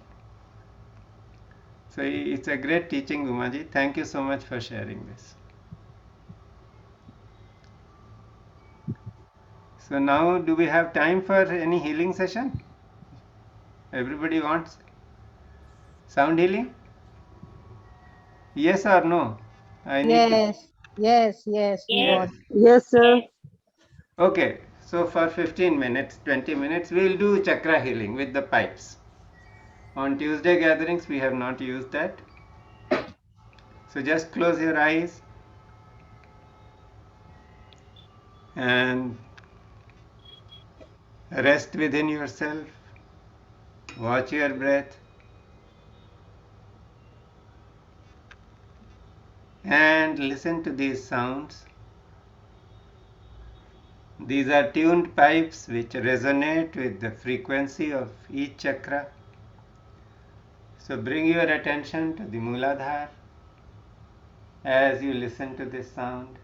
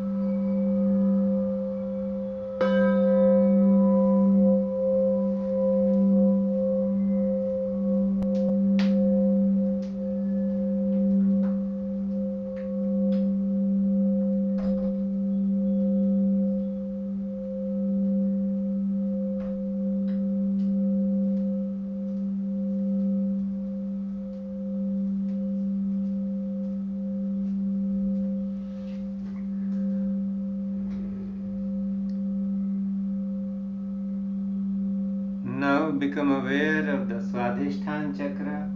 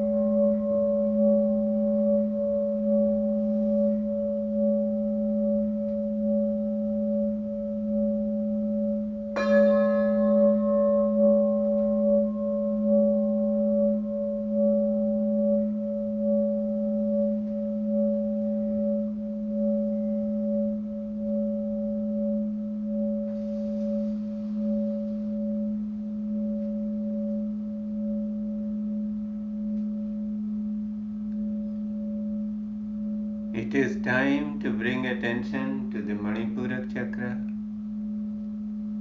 So listen to the frequency of Manipurak chakra.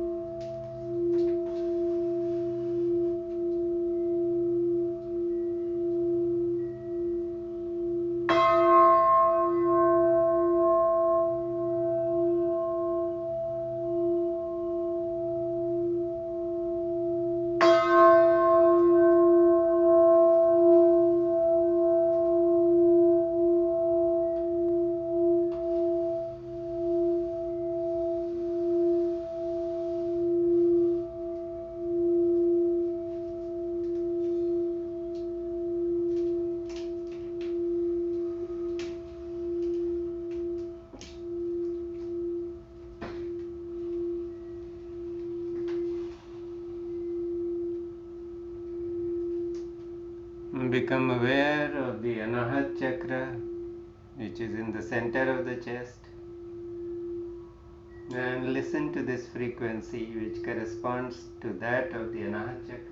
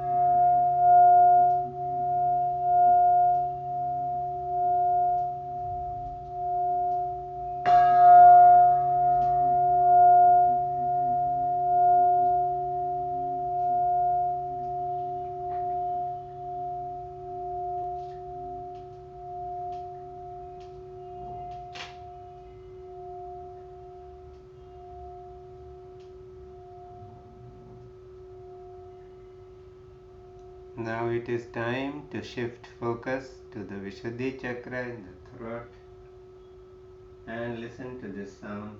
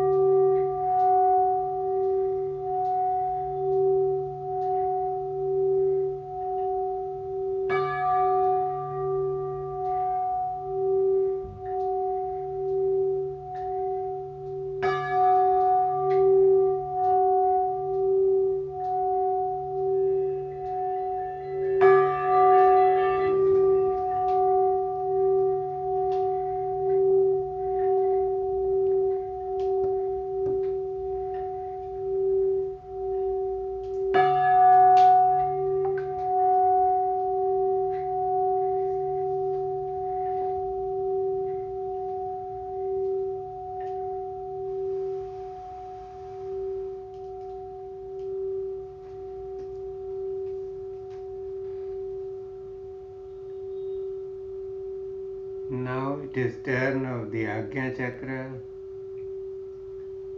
So get the Agnya Chakra activated by this frequency.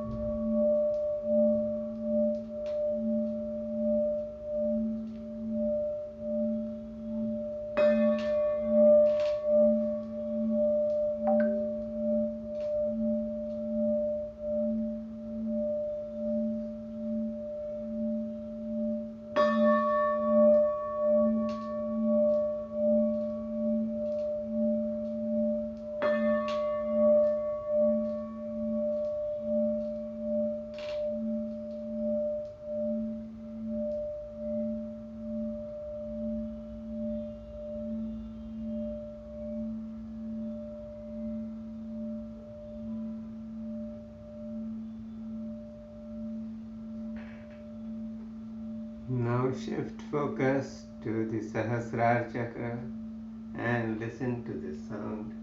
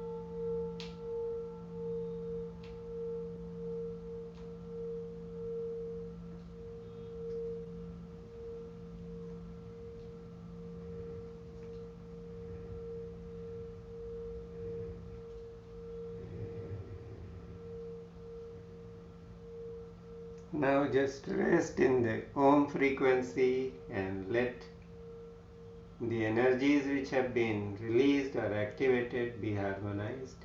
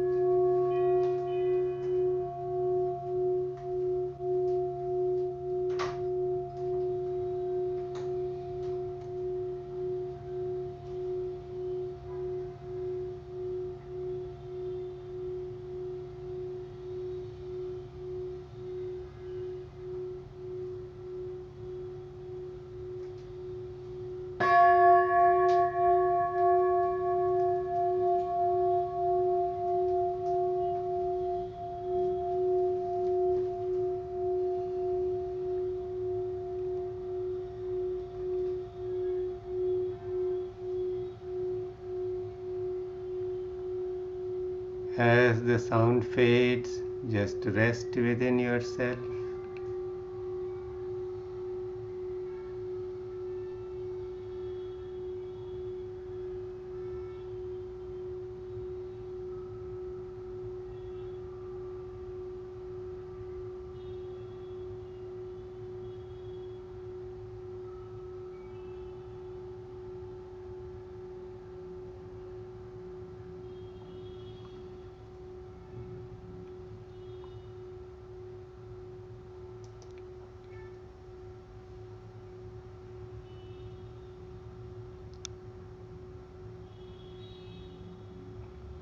Become aware of your breath.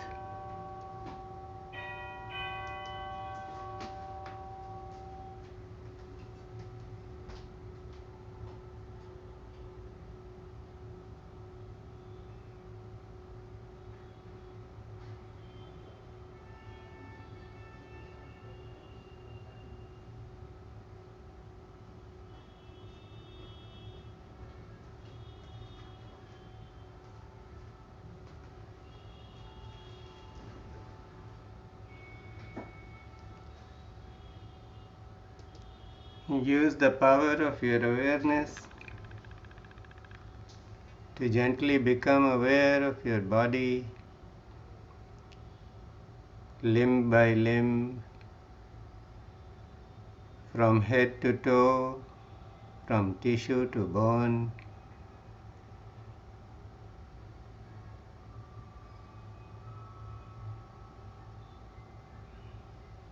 You may want to bring your hands together, rub your palm against each other. Feel the energy building up and place them over your eyes. Take a few deep breaths, allowing the interchange of energy to happen so that the energy gets equalized. So wherever there is excess, it flows to the other side.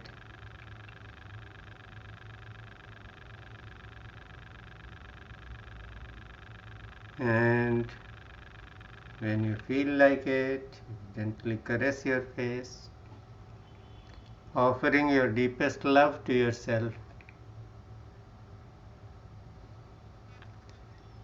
And open your eyes, bringing yourself in the present, in the here and now.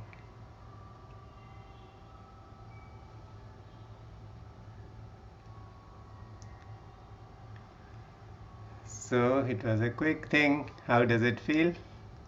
Good? So we have already overshot our regular timing, so we'll close it. And Anju, once again, thank you. It was a very lively session and it generated so much of curiosity. So that is the beauty of having a session like this. And I think another session is booked.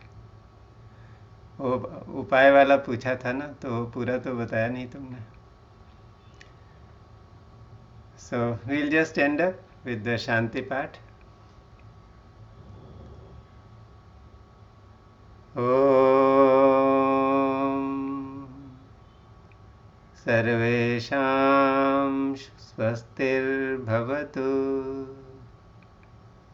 Sarvesham Shantirbhavatu Sarvesham Purnam Bhavatu Sarvesham Mangalam Bhavatu. Om Sarve Bhavantu Sukhino Sarve Santu Niramayah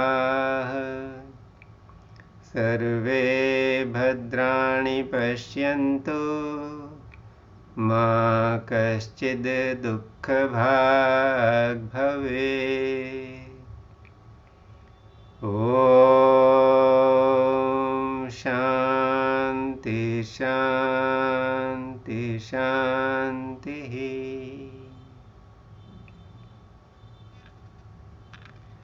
May peace and auspiciousness prevail everywhere. Thank you, everyone. We will see you next week once again.